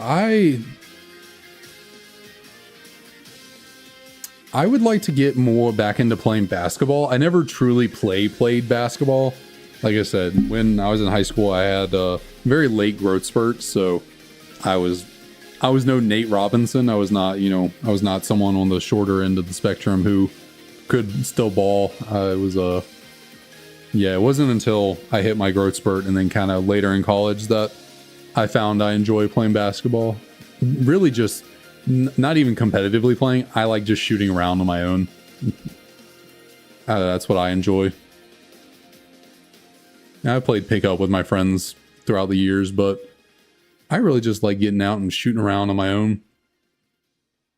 Can't really do that where I am right now, though. There's no real good local parks or anything around here for me to go shoot at. And my driveway is kind of at a slant, which is not the biggest deal in the world. It's not like super vertical, it's a bit of an incline, but it's just not very big. Like, it's maybe 8 feet across, so and then there's yard right there, so I got like only a little bit of space on either side to like shoot. I guess I can shoot from the yard, but it's kind of like weird to shoot off a dribble from a slanted yard like that. And then my driveway's not very long either. It's like 15 feet maybe. So I just there's just not a lot of space for me to like shoot around. And then, yeah, when the ball goes out of control or like bounces around somewhere, ends up in people's yards or flying down the street, it's kind of hard to play in my yard. So I try and shoot around a little bit, but it's not so enjoyable when there's only a small amount of area you can actually utilize to shoot on.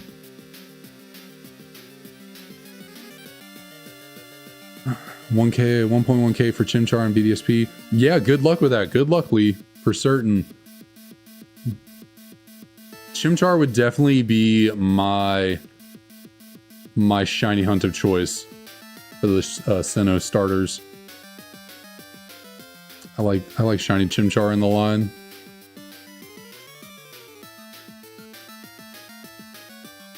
Also, thanks for dropping on the stream, Lee. I don't think we've seen you around here before, so I appreciate that.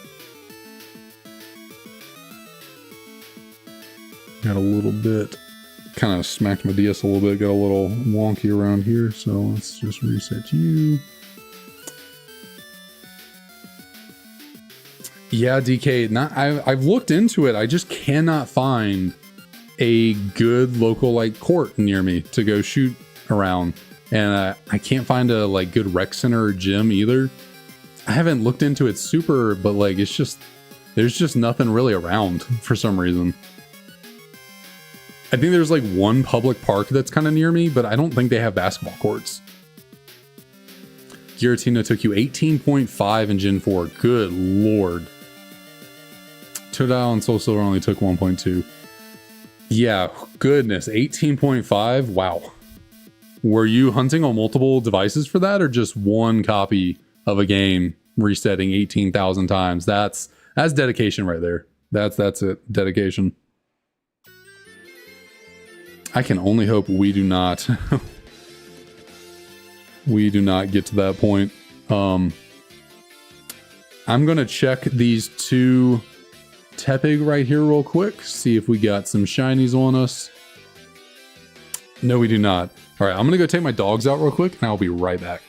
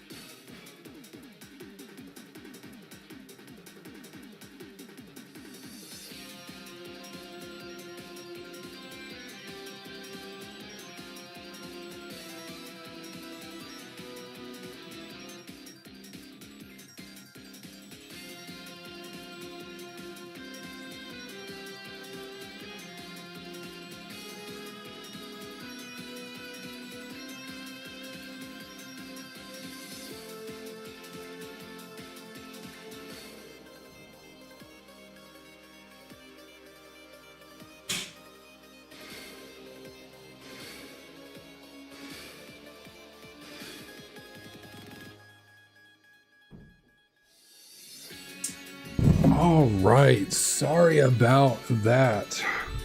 Those little boys can be such a hassle sometimes. Such work. Such work is the best way to put it. They are something else. Stubborn little guys for sure. Yeah, and then I kind of had to take a good little leak myself. Oh goodness. That just dropped. I guess I was trying to go down a little bit more, so that's fine. So reset. That is what we were on. I try not to take too terribly long away from the stream when I gotta go do that, but sometimes they are just a little mischievous boys. But let's see. What was going on?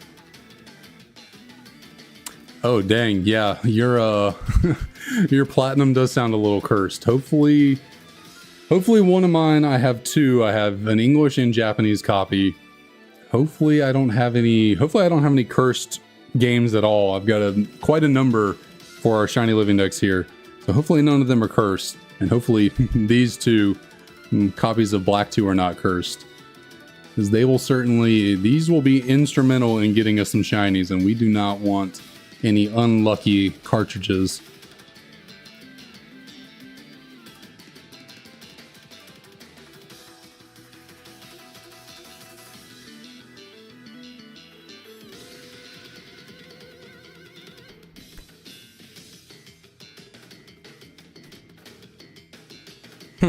Why? I would think the Korean copies would be pretty cheap.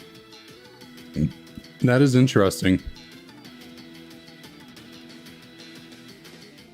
Because like I thought English are like the most expensive copies. I guess Japanese wouldn't be that expensive because they're pretty common. So maybe I can understand Korean being more expensive but still, I feel like even English copies of Pokemon aren't that much.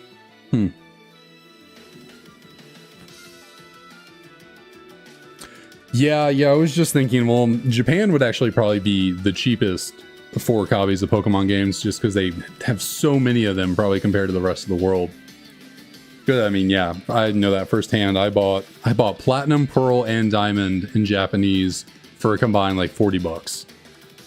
So they are, and then, you know, Platinum was like half that. Platinum was 20, the other two were 10 each. Very, very cheap for the Japanese games. I was thinking about potentially going with like Spanish or something, another language for picking up games, just, you know, for the fun of it. But I mean, if they're going to be kind of expensive because they're more rare, then maybe I will not be doing that.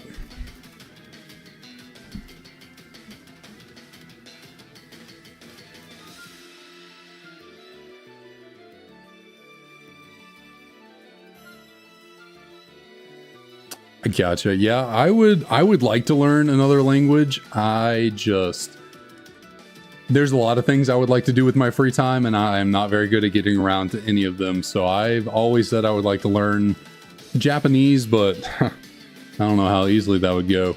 As someone who's only ever spoken English, I've heard Japanese is pretty tough for English speakers, or maybe it's, yeah, I mean, I think all around Japanese is kind of tough for English speakers. Probably more so the writing. I think I've heard the writing or like reading for Japanese for English is like really tough or something, or maybe it is just the speaking. I don't know. But it would be cool to loosely understand Japanese at least.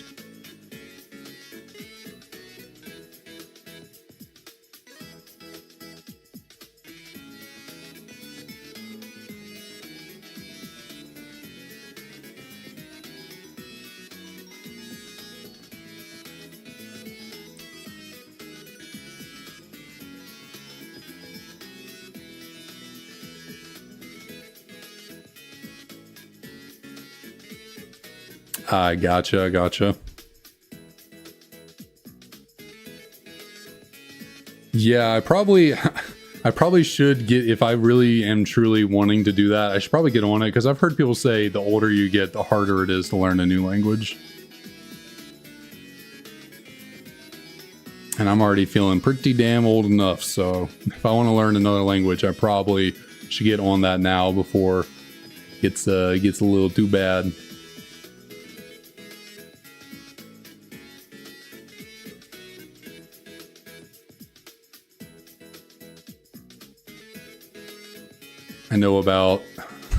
I think I know about 3, maybe 4 words in Japanese thanks to anime, but that's about it.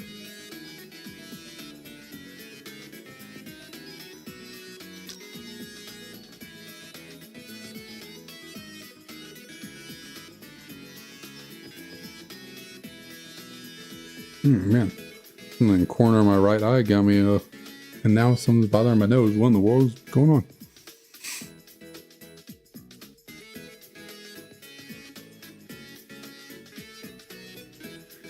Yeah, that is one thing I've noticed with watching anime. And heard about it here or there. The way that sentences are structured is very interesting. Because like you put the noun last, right? English, you generally have, like, if you were to talk about like, someone, you'd say, like, I guess in English it'd be like name first, but then like Japanese, and I guess you would say Korean, it would be like last. I'm trying to the structure of sentences is for sure a lot different. Or maybe I get that completely wrong. I guess you have the verb last, not the noun last there. I ate food versus food I ate.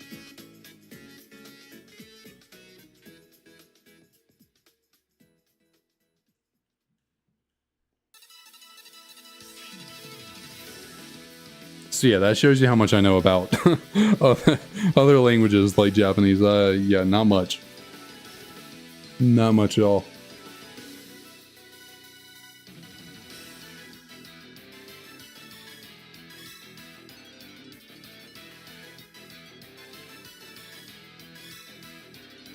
Yeah, we certainly don't have it the easiest when you're a native English speaker, it can feel obviously a lot easier. Although I know plenty of people who are native to speaking English here in the States and are not very good with grammar and the like. We use way too many words that are like the same word, but they mean different things, or like the same word has different spellings that mean different things. There. Your. And I think there's only 2 yours. Your and you are. But yeah, stuff like that. And I don't know, sometimes I get a little bit, I would never say I'm a grammar like obsessed person, but there's one thing in particular that gets me the most. Like when people get the wrong your or their, it's kind of like, okay, you meant they are, but you put like THEIR. Not correct, but whatever. I'm not gonna. One that drives me insane is people that don't get lose and loose. They get those mixed up. For some reason, something about that, it really gets to me. The rest of them is just like, okay, they use the wrong your, whatever. When people say, when people use the word loose for like lose, I'm just like, what? These are 2 very different words pronounced different ways. Like, how are you getting these mixed up? Why? I hate, they be like a sentence like, oh, I hate to lose, and they spell loose. I hate to loose. I'm just like, how did you not? I can understand getting the other ones mixed up, but like lose and loose are very different words. You're like, yeah, there's just one extra O in loose, but like they're very different things. And for some reason it bothers me. It's really weird.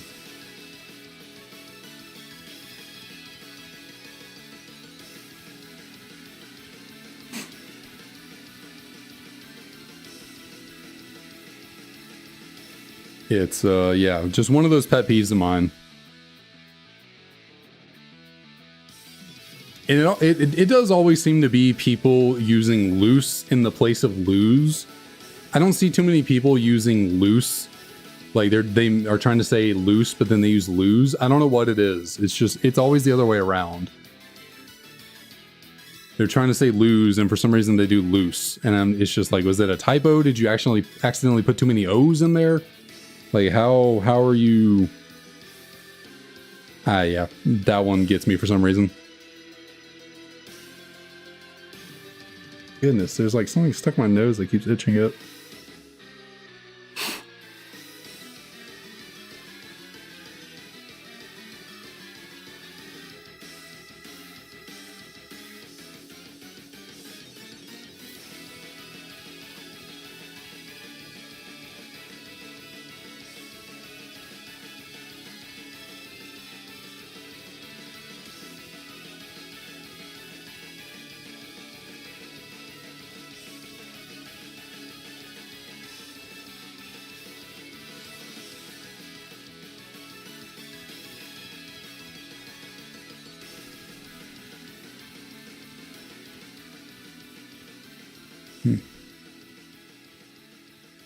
Yeah, I certainly know. I know nothing about Korean, that's for certain. Yeah, no real exposure to that. I only have exposure to Japanese from watching subbed anime.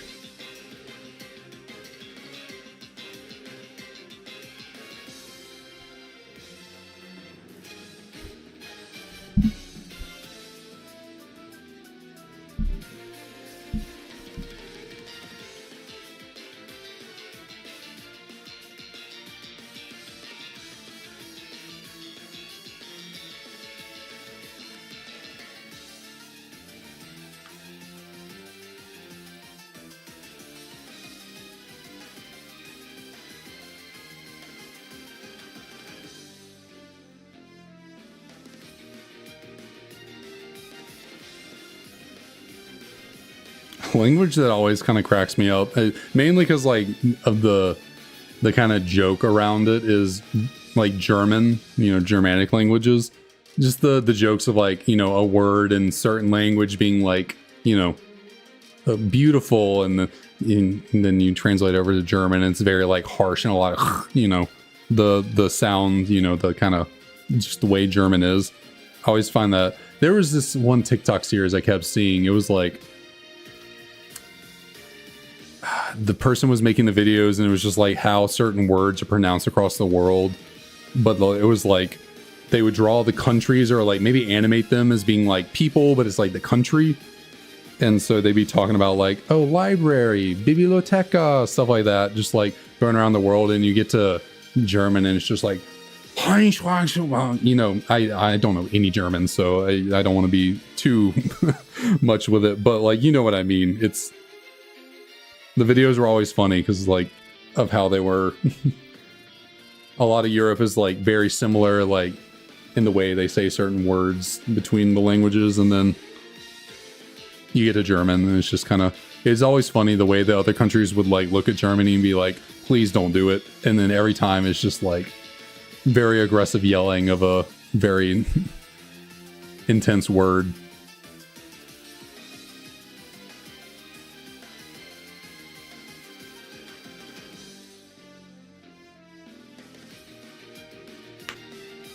It was interesting. At my high school, they had German classes. They actually offered a lot of languages at my high. I mean, it's three spoken languages: Spanish, French, and German. And then, like I said earlier, I took Latin. So, yeah, it's another language, but not speaking. At least not currently speaking.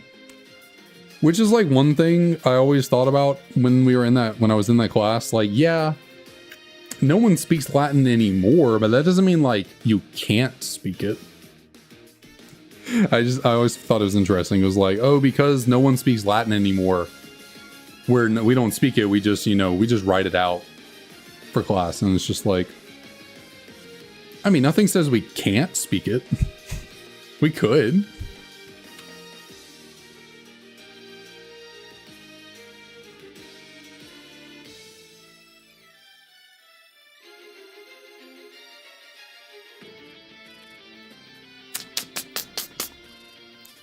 I used to be, when I was real young, I was more into history and the such, but no. I was bigger into history, actually learning about it, or I still like to know about history because, knowing about history is a good way to keep from, try and keep from repeating mistakes of the past. But I would not say I'm a history junkie. I was never really a junkie, but I enjoyed it more when I was younger.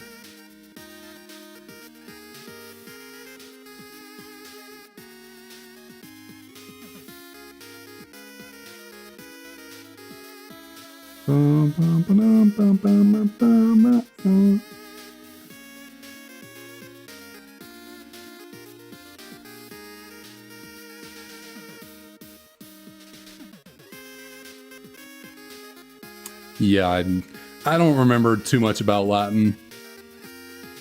I think the only thing I really remember in Latin is the iconic line "Et tu, Brute."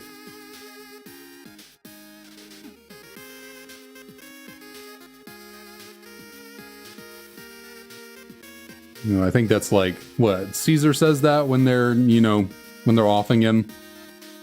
I think isn't that with the line "and you, Brutus," something like that. Et tu, Brute, something like that. I think that was the line. Like in Caesar's betrayal, he's like, "Even you, Brutus, even you coming at me like this."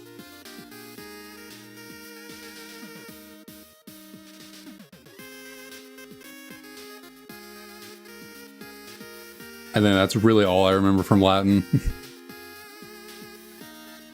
It was over 10 years ago last time I even remotely thought about it.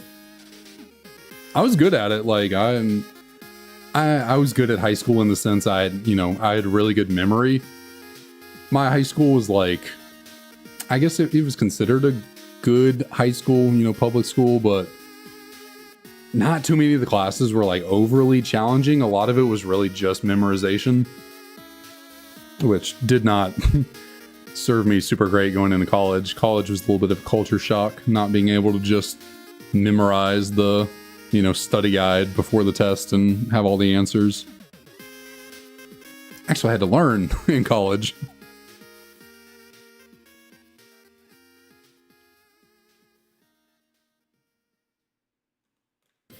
I had to, as they say, apply myself.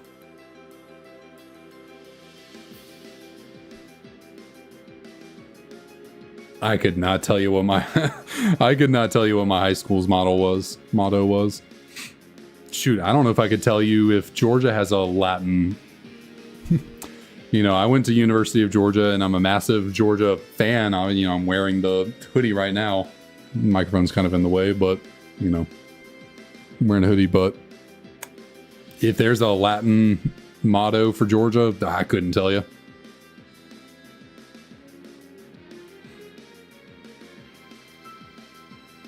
Not something I ever learned or ever cared to look into.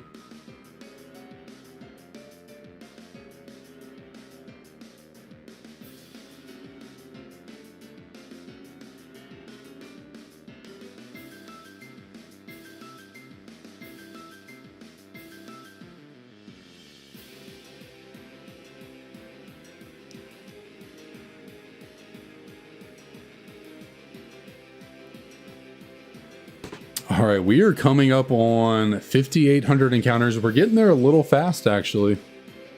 I think I've been really on my groove today. We are coming up on 200 encounters on the day. A little bit, it's like a tiny bit quicker than normal.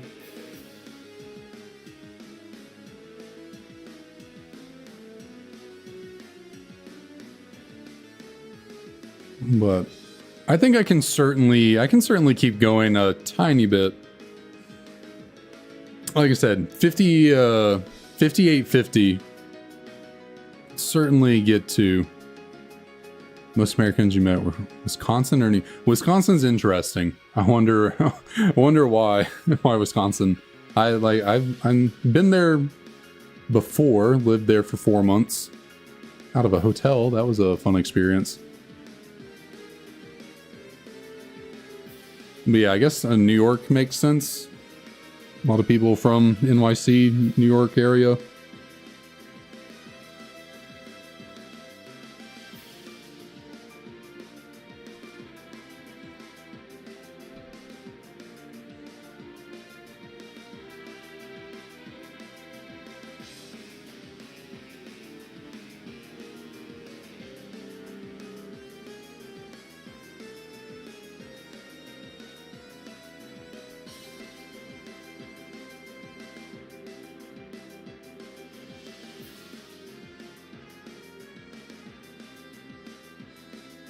I mean, yeah, more encounters mean, yeah, I gotta live up to the stream name. I cannot name the stream what I did and not get a shiny, so we don't get it by 5,800. I guess I am obligated to keep going. Cannot be a liar. That would not be good.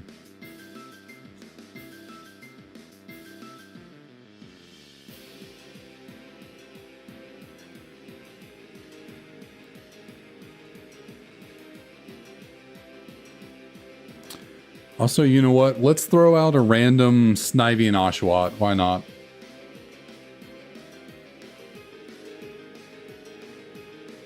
We'll do a random Snivy Oshawott encounter right here. We have not done one of those yet today. Yeah, I'm not the... I'll never do crazy manipulative kind of clickbait, but I mean, all three of these shinies in the thumbnail for this video are custom made by me. I decided to go all out, not just one custom shiny. All three of them are different than normal. So, you know, I'm throwing a little tiny bit of clickbait into thumbnails here or there with the, you know, the custom shinies, but it's really more because I just enjoy making custom shinies.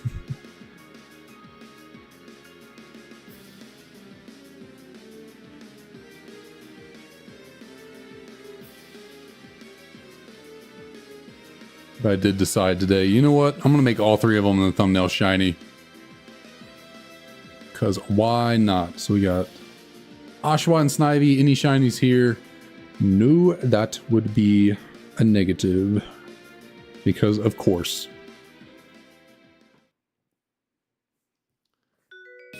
I just cannot believe we are almost at 6,000 encounters. I was really optimistic this was going to be like a super short hunt, like a good kickoff to the Shiny Living Dex journey. It's going to be a good kickoff for certain. Because the reaction when we finally get it is going to be quite the pop-off for me. I say that. I've never been a super overreactive person, so we'll see how I actually... if I actually pop off, you know, as they say. I think I'll definitely be more than just, yay, shiny, like, you know, there'll be excitement, for sure. I've just never gone this long into a shiny hunt, so I truly don't know how I'll react. Never been here before.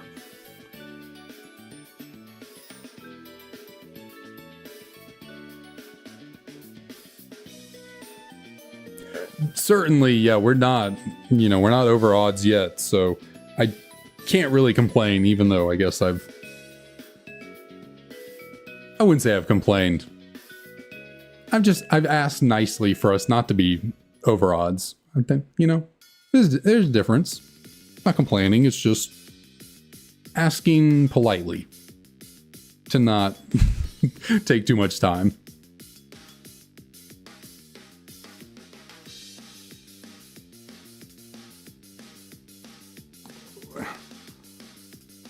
Do something with this cord. This cord's gonna bother me. Can you go like over here for now?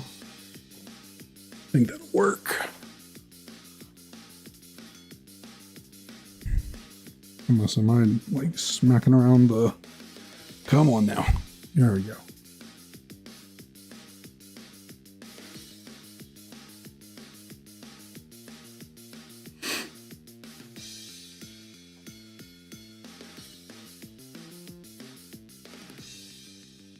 It would honestly be really cool if I got it exactly on odds. Because like, when has anyone ever actually seen someone get a shiny exactly on the odds?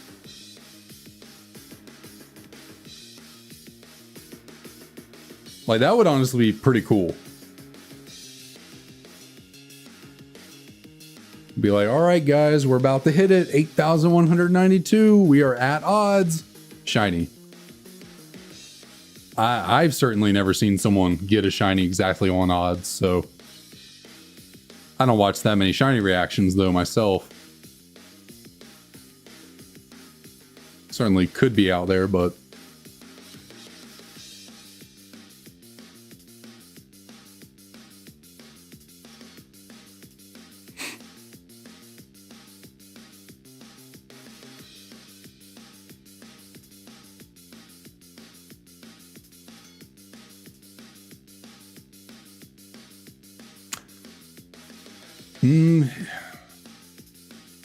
but like, how many people? I know a good number of people like are committed to really shiny hunting, but it is a very low number. So obviously, statistically, it's, you know, non-zero. It, you know, very much could have happened, but also I could see it being at least maybe not something someone's recorded. Maybe someone was just soft resetting for fun, and maybe they didn't even realize what encounter number they were on, and they got it on the odds.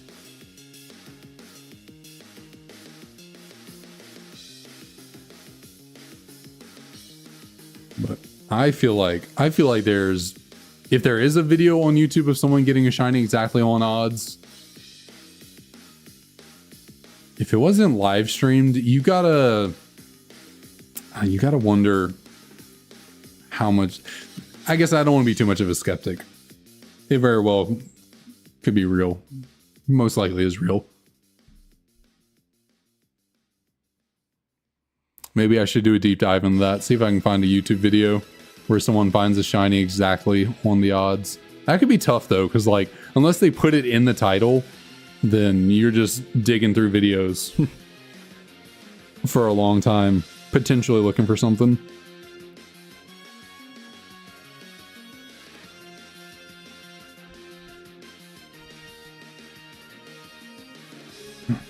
Fell down already.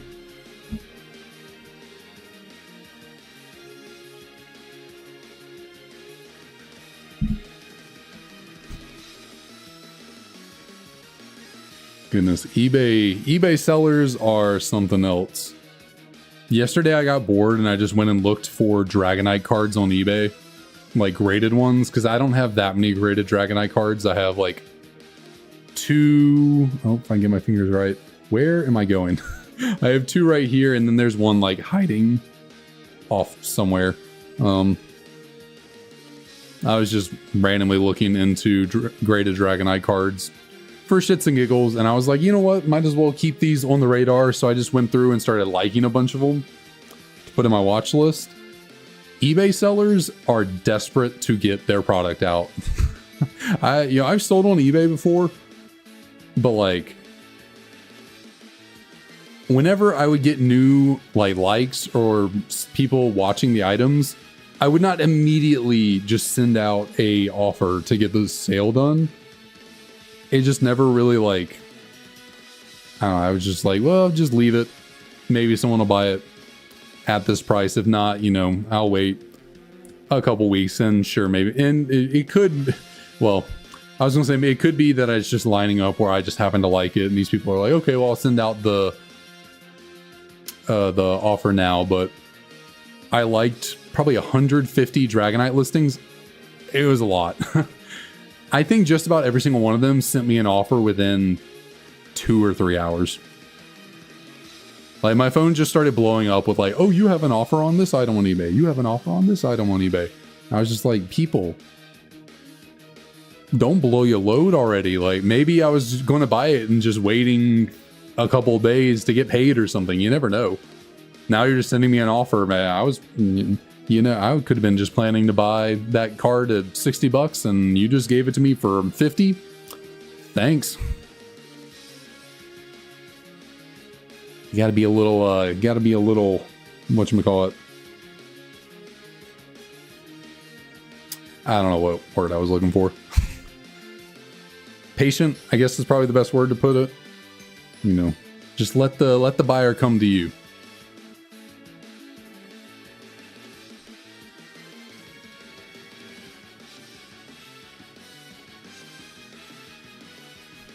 I saw something the other day where, like, apparently it is becoming pretty hard to get software engineer, computer science jobs out of college. Like, it's becoming a very competitive market. Like, some professors even professors at high-end schools are pointing out that their students are struggling to find jobs out of college. It is becoming a very deep market with a lot of people in it.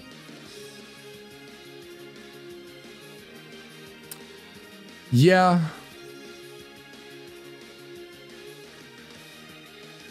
I guess it's like, if you're really trying to make the money immediately, sure. I was always whenever I would sell stuff on eBay, I would just put it up there and I was like, if it sells, it sells. I'm not in a hurry to sell it. So, you know, maybe if it's been up for 3 weeks and it's got some people liking it, I'll send out a little offer if they want to pick it up.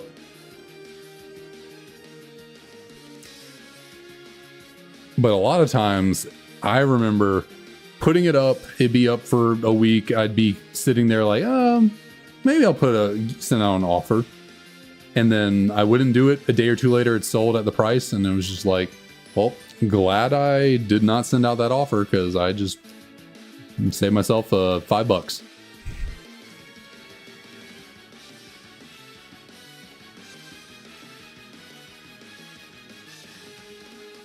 But that was also a different time. I was mostly selling in like 2021 when everything was wild. Most stuff sold pretty easily back then. So I guess the market could be different now, and you got to be a bit more generous when trying to sell.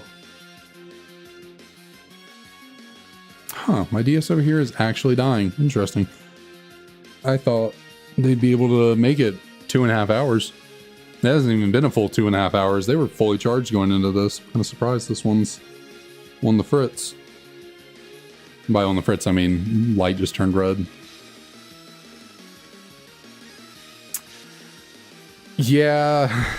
Sorry, sorry to bring that topic up, DK. 8 months? Oh, do not tell me that. Do not tell me that. Oh, I appreciate you dropping on in. Appreciate it, but man, I've been at it for about 8 months. Oh man, do you know how many encounters you're on?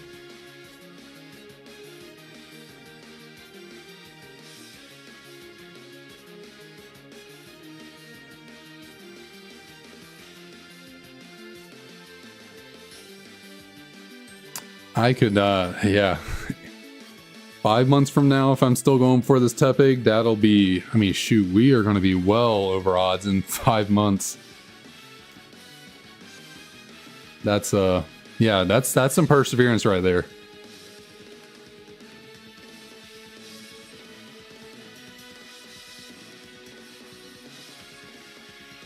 Oh, I gotcha, okay.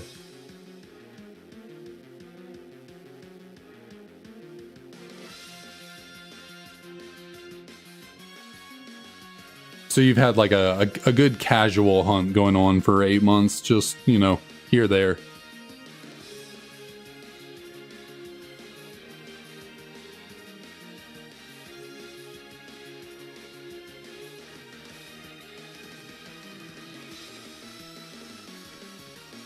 I really thought you were about to drop like, oh, I'm 15K encounters in.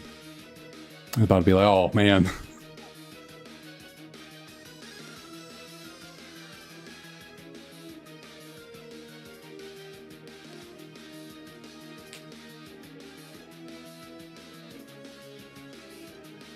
I need to grab my charger. I don't... Shoot, I mean... I'm sitting over here thinking, I'm like...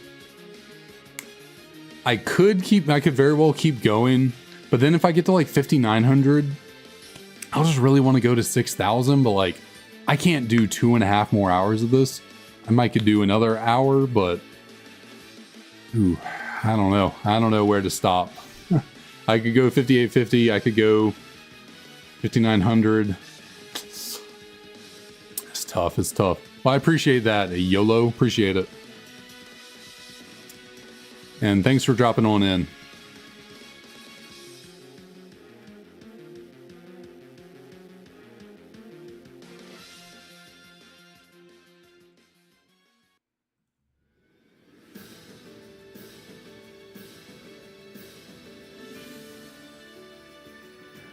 We are dedicated to the Tepig hunt around these parts.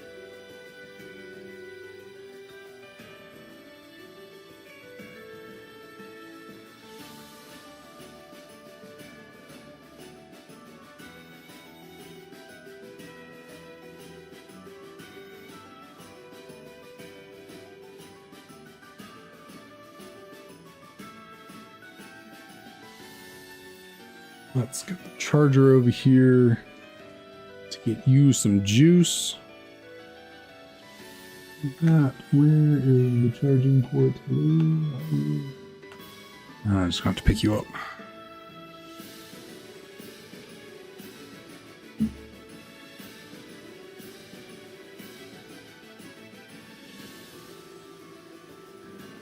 Wow, I feel like it just got really close to the screen or something all of a sudden. I don't know. Just have to fix you in a second. Good. I think I've got you fairly lined up. Actually, wow. I did a pretty good job of lining that DS up without actually seeing where the screens were really placed. That's just a sign I've been doing this too much. That is a sign I have been doing this way too much.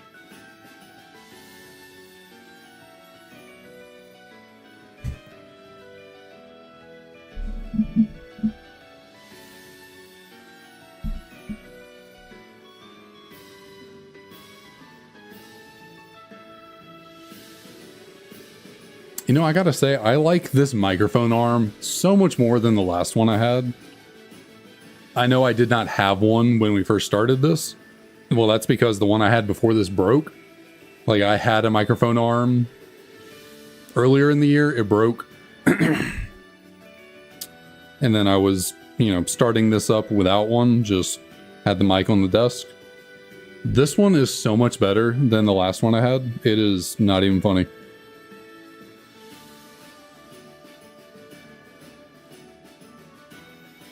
Yeah, I'm definitely going to at least 54, 24 for the encounter call. I think that was Splab. I don't know if Splab's still here.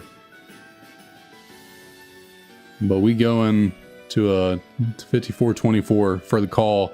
And then, yeah, I'll probably go to 58-50 at the most.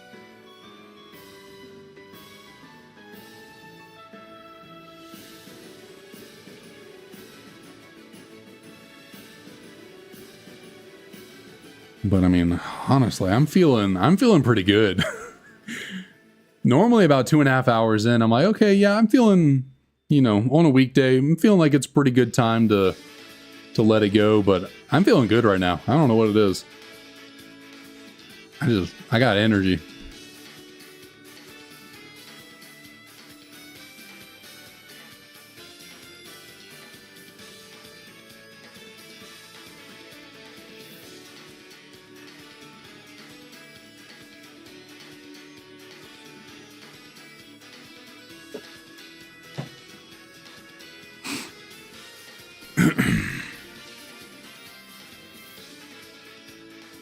Scoot this one up a little tiny bit. Yeah, that's fine.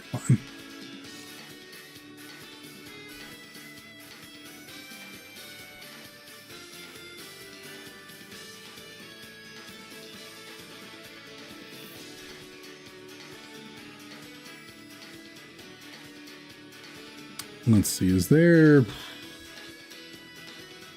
No. I do this occasionally where I'm like, I try and think like, is there anything I can do to bring about the luck? Do I got anything around me I can pull in, almost like a voodoo circle, or I don't know, some voodoo. I don't know where I was going with that really, but I keep forgetting. I keep like thinking I have something Tepig related that I could pull out, and then I look around and remember, oh, I don't really collect anything Tepig. So I should not have anything. Actually, hold on just a second. I just had a thought.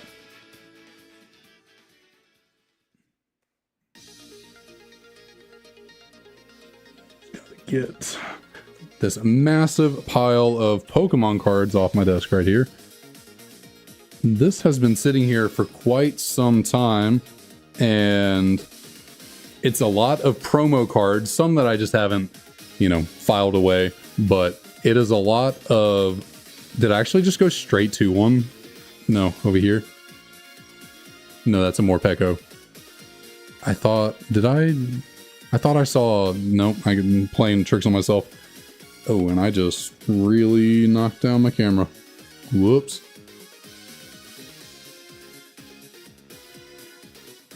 I would do that. Let me get my mic out of the way real quick. How did I mess this up?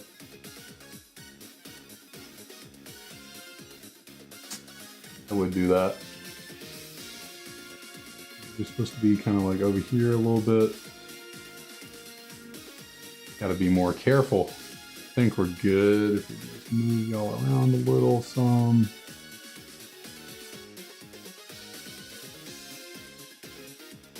I think that's good. I think we're A-okay. Well, actually, this one here on the bottom looks like it might be weirdly aligned. No. I think we're good. Okay. I'll at least get through the title screen and get us just chilling. Oh, and actually there's a big gap on the bottom down here.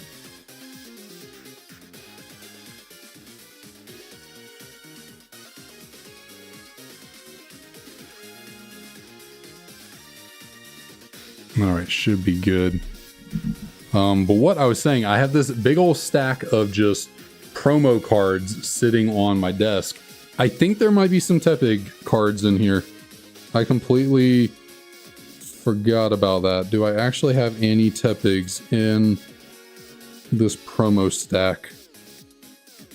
God, why do I have so many Fampies? I have like 30 Fampi. It's like the same exact promo. I have like 30 of them in here.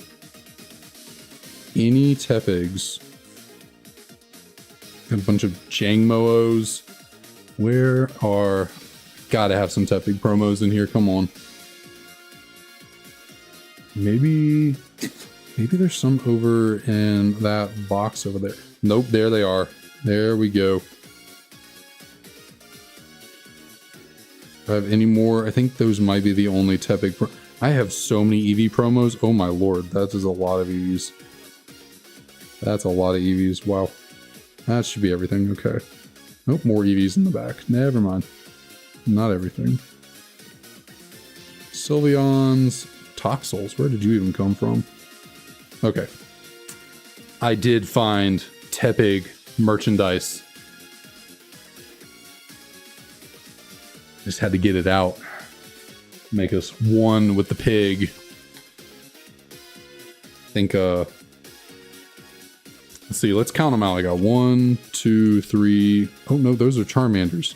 What? I thought, thought there were more Tepigs. I only got 3? I just grabbed a bunch. I just saw the orange, like the card color, Charmander, Tepig, same color. I thought these were Tepig promos, but they are Charmanders. Never mind. Get y'all out of the way. Did I really just... I just randomly picked up the stack to put these back. I cut it exactly where I pulled them from. Like, because I remember the Score Bunny promo was right there after the Tepigs. I just perfect one cut the deck of cards to put it back. I was just going to throw it somewhere, and I just happened to put it right where it was. So we got 3. I mean, it's fitting we need 3 Tepigs in order to complete the Shiny Living deck. So there we go. If I can get those nicely situated, we got 3 Tepig promos that can hang out I don't know where I would like to put them on screen somehow, but I don't know what to do with them. No. They're just gonna chill right here, I guess, until I figure something out. Let's see. We grab those promos. Can that bring us some good luck some way, somehow? And we can get a shiny Tepig here real soon. Move you up a little bit.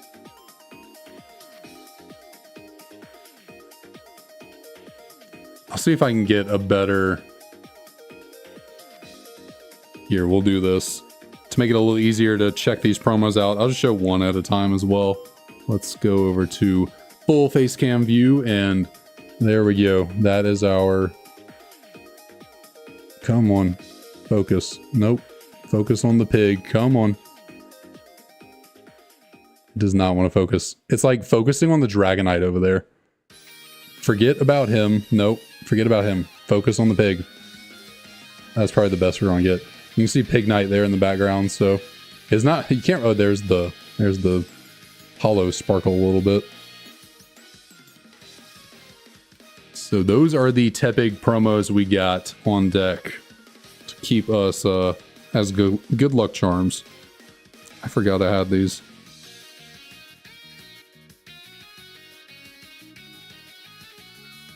What I need, I don't have any.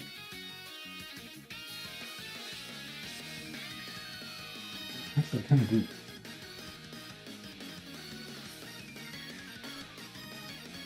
Got tape and scissors, kind of tape, like packing tape. And let's see, I got sleeves right here.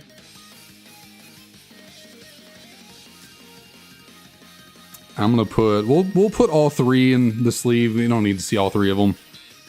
They're all the same. We'll put you in the sleeve right here. Let's get some tape out for us. Where do you come up? I think it's right here. If I can get this to peel, come on now. I don't really like this tape, but it's just what I have chilling in here. Let's take you and just, I guess, cut off a little strip like that. And we'll put tape up,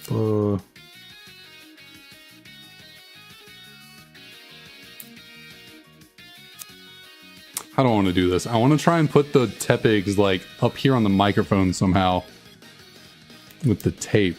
I don't know how I'm going to do this though. Let's see, what is the best way to, I might need it on two sides.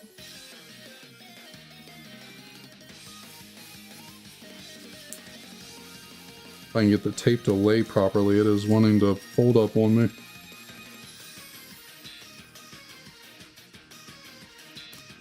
Grab some more, if I can get you to come off more easily now.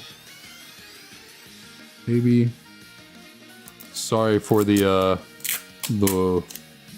wait. So this is important. We should have done this a long time ago. We gotta bring Tepig into the fold, so we can in fact get our shiny. So let's see.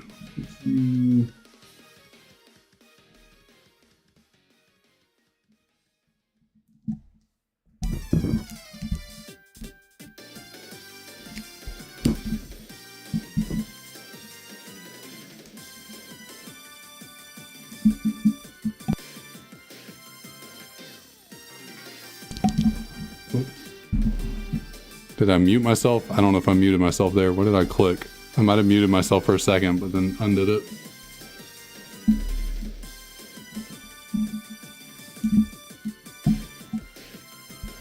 Okay, hopefully they stay up there. There we go. We got some Tepig cards. I gotta make sure I don't punch them off when I go to adjust the mic.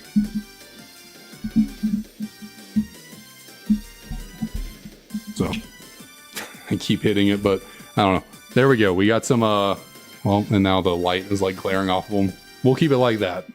Kind of see it a little bit, but it'll work. Get you out of the way.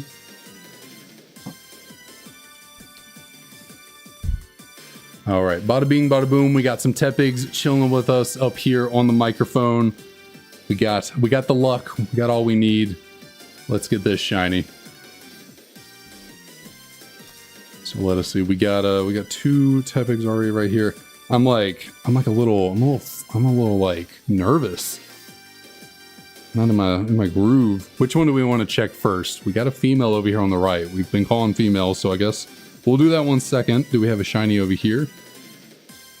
No, but that is A-okay because right here,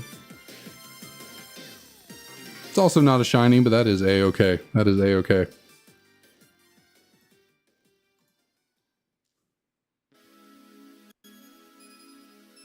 Oh, jeez. You're making my shrine look wimpy. Snivy card, Oshawott card, Victini 2. You got the luck for certain built up on your side. Yeah, Crut, we are still here. Still rocking for the Tepig.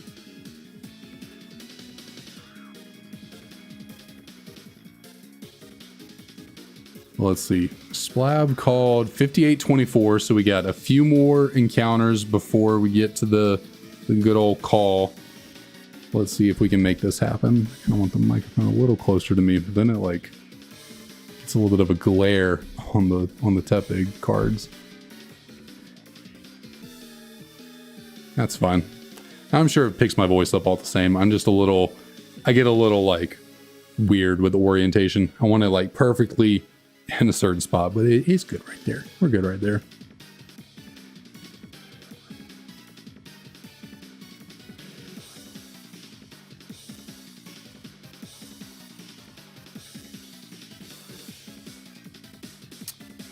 Oh, we certainly not going to be 100K. I can promise you that. We'll do better than that. We got it. So nothing here. No worries, because now is the time for the call. The challenge has been thrown down, 5824. We will be getting a shiny right here, right now.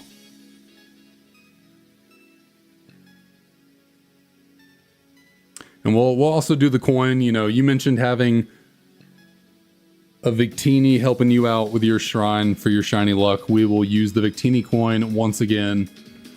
And Splab, I'll let you call it out. Do you want heads or tails? English will be heads, Japanese will be tails.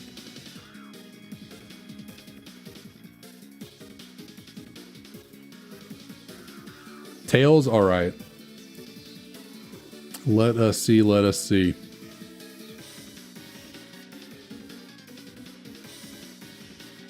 Will the luck align for us? Time or the coin flip? We got heads, but that's A-okay. That's A-okay. I mean, that could just be, you know, just double luck. Victini's calling one, Splab called the other. That's A-okay. We'll still get a shiny right here. We will go through with, I guess, we'll go with the Japanese first. And who knows? Maybe Splab was right and Victini was wrong. That's always a possibility. So, do we have a shiny Tepig right here? We do not. But how about here on the right for encounter number 5824? Man. Tepig, what more do I have to do to bring you about as a shiny?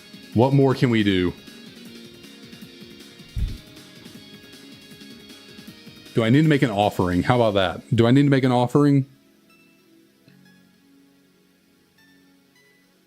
What are we thinking? What kind of card should I offer up? I got a whole slew of bulk cards over here that I am not attached to whatsoever. I don't know if I have any Snivy or Oshawotts. Maybe we don't go with one of them. How about Charmander? Sacrifice one fire starter for the other. I did not perfectly cut it this time.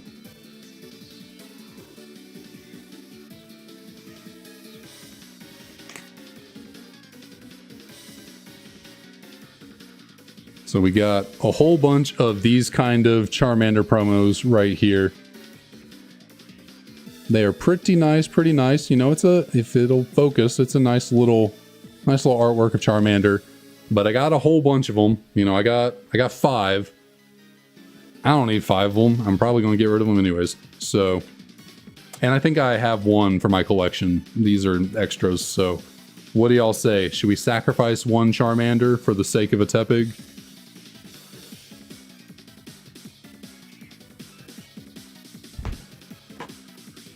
Burn it? I do not have a lighter with me in here, but I don't think I would do that anyways. That seems dangerous. There's always scissors. There's always, you know, good old manual rip. I guess that's really all I got. There's also crumpling, but crumpling's not quite, you know.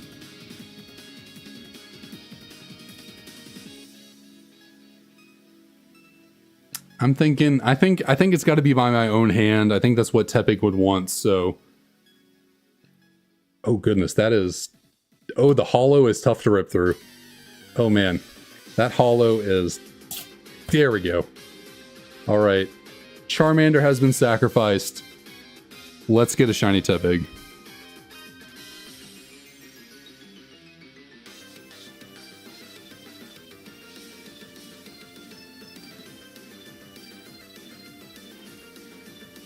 Come on, Bianca. We don't got time for this.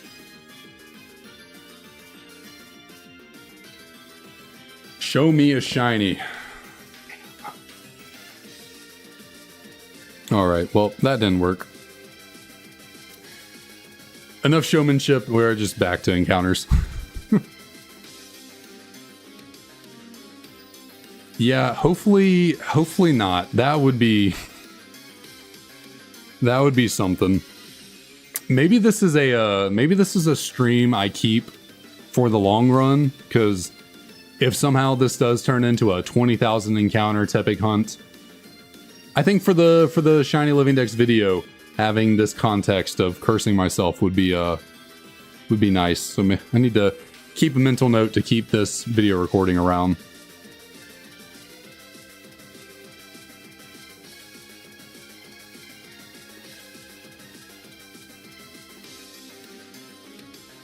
And one will get you out of the way.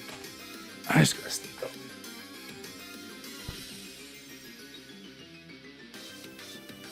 I had to adjust, get myself good. Why did my chair immediately return back to the far up position?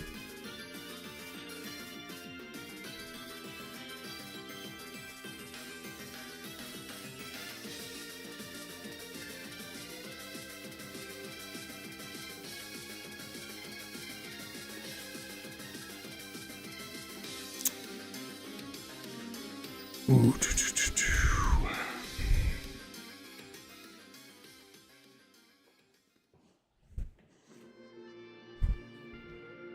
what did I just kick? Make sure. Don't knock anything around. I think, obviously not this weekend. I will not have the time to do it, but at some point I'm going to move back over to my main computer, and I think when I do that, I'm really going to focus on trying to optimize my cable management, because right now stuff is everywhere, and I'd kind of like to make it look a little bit more appealing, and also not have so many cables around my feet to kick and potentially unplug. You know what? I do need to go down a little bit, just a tiny little bit. There we go.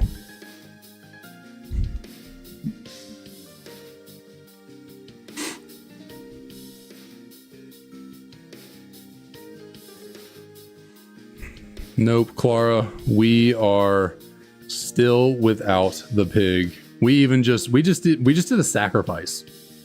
Didn't work. No shiny.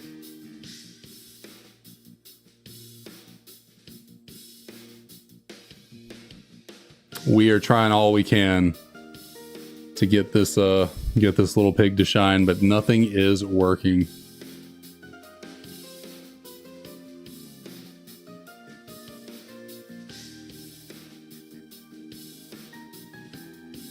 Where did I throw it? A poor little Charmander card had to bite in the dust for us to try and get the shiny, and yet still no luck.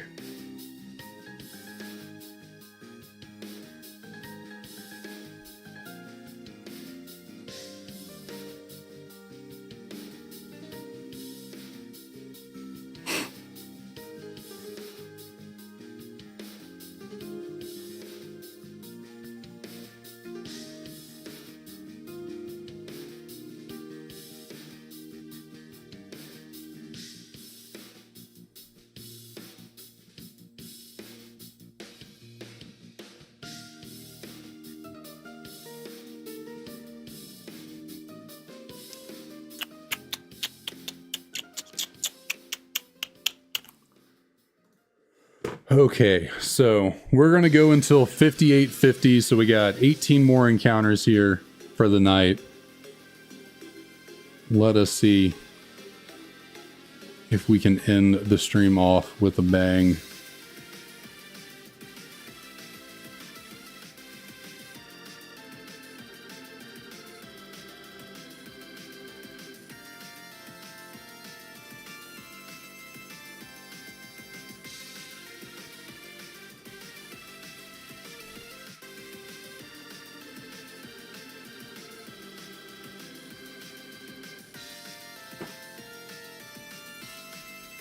You know what? Maybe we do need. I had taken down this little Tepig GIF right here.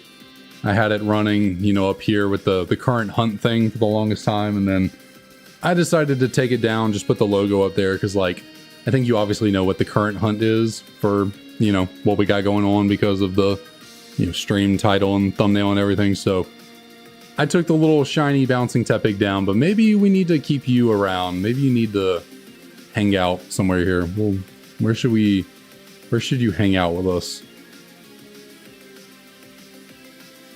I don't know. I guess just down here on the ground. Be like my dog. My little buddy, my little pet. Just chilling on the ground here. As Ryder and Leo like to do.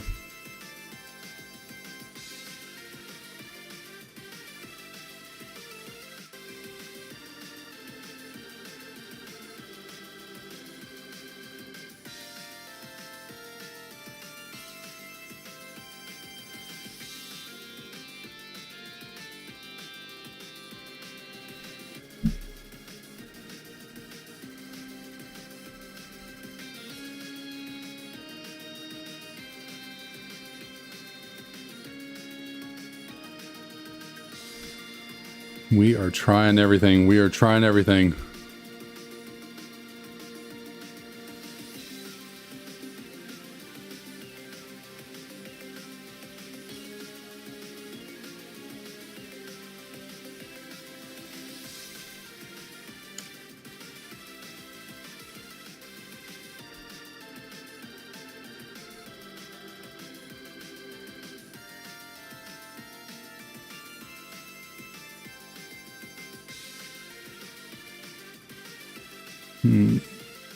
Nah.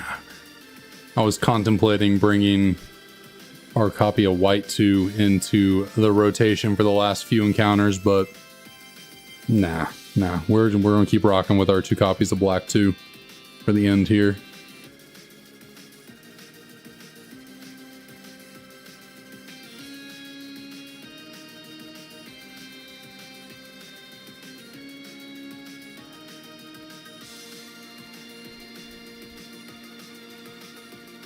And of course, right towards the end, my monitor over here blacks out for a second. If that is not a sign, I don't know what is.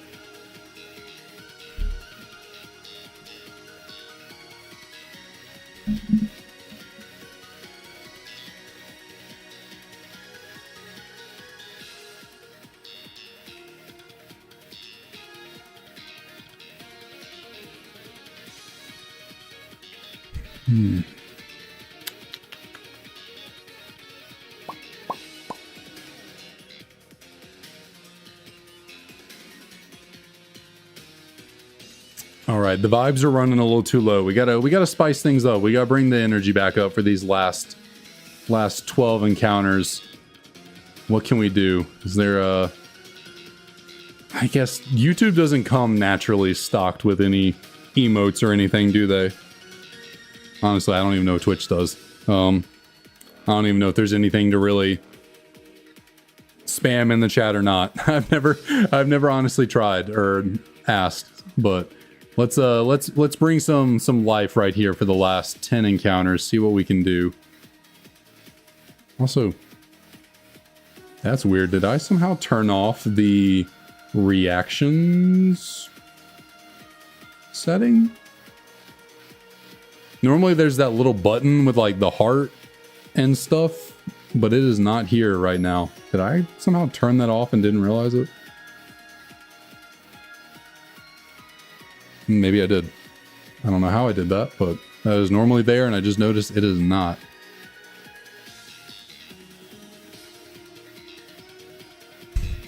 That definitely works. That definitely works.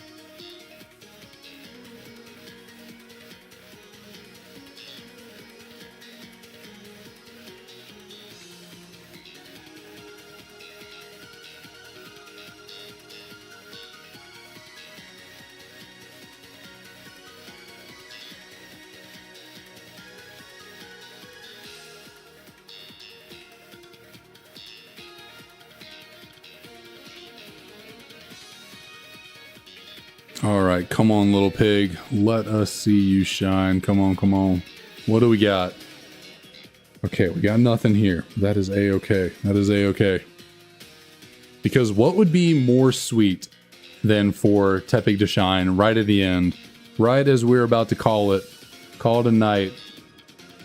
Little Tepig's going to show up and shake things up.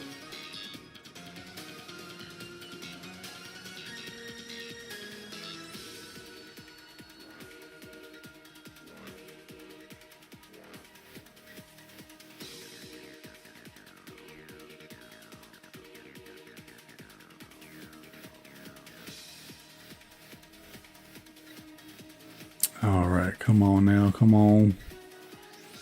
2 more on deck. What do these Tepigs have for us?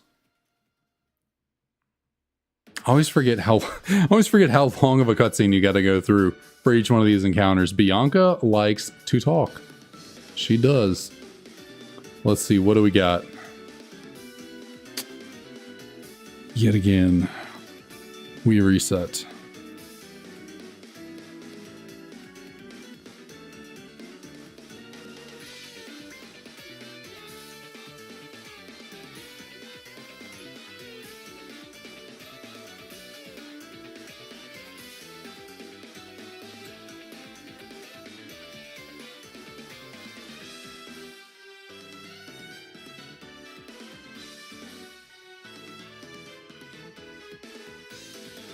Sunny Shore City Night. Does Generation 4 have different themes depending on the time of day? I don't normally play with the sound on, but I have never noticed that if that is the case. 250,000? I mean, anything can happen, sure, but wow, that is crazy. How do you even get to 250,000? That's got to be some, like, extra special crazy hunt. That's got to be all for a Ralts. Were there like phases to it? Like they just happen to find other shinies of different Pokemon, or like they truly just somehow go 250,000 encounters without. That's, man.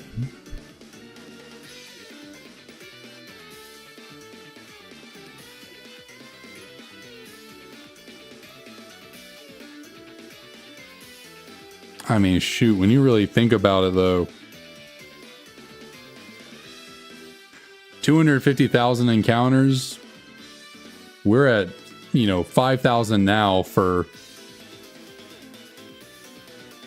why can I not do that math? Like, we're at 5,000 now.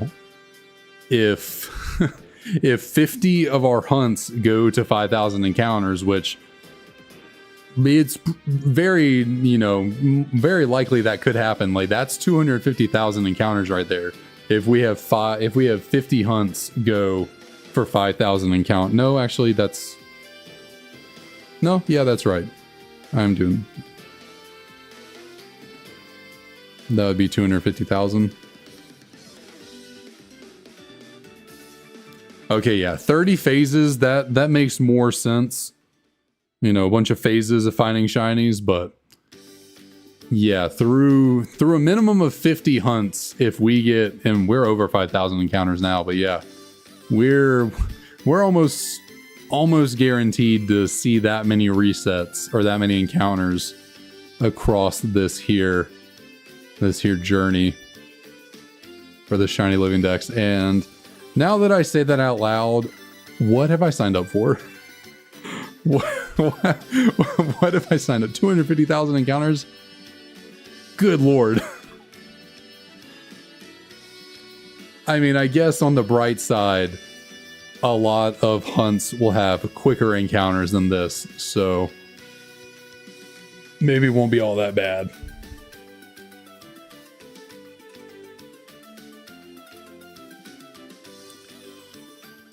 Yeah, I'm hoping 8 years, there's just almost no way. I mean, shoot.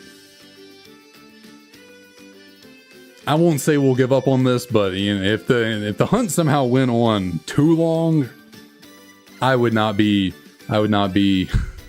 opposed to moving on and doing something else and maybe trying to come back to it later. Anyways, we are on the last 2 Tepigs of the night, taking us to 8,500 or 8,000, 5,008. My brain. 5,850 encounters. Let's take these one at a time. We do have another female on the right there, so we'll check out the left first. What do we have?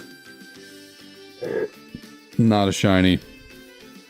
But let's see, exactly on 5,850, do we finally have a shiny Tepig?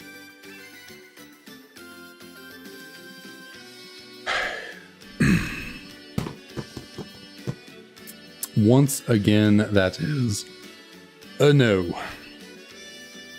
Man, this little pig does not want to make things easy on us. We're doing all we can to bring about this luck, but yeah, we might have to sell all out. I'm gonna have to buy some Tepig merch to wear. Got to get a little plushie. I need a Tepig shirt. Get a little plushie to somehow like attach to my shoulder, and I need to make some bacon going into a stream. We clearly gotta do something to get this Tepig to shine. But once again, thank you as always to everyone for coming out, hanging out in the stream. I always say I could not tolerate sitting here doing this without y'all to help me pass the time and chat with, entertain me. So again, always super grateful to everyone here. We might be live again tomorrow. We will see if I can I'll say we will be live tomorrow, but there could always be the chance we're not. We'll just see how things go. If not, it'll be next Tuesday by the time I see y'all, and probably be back again looking for Tepigs. So yeah, appreciate it as always. See y'all next time.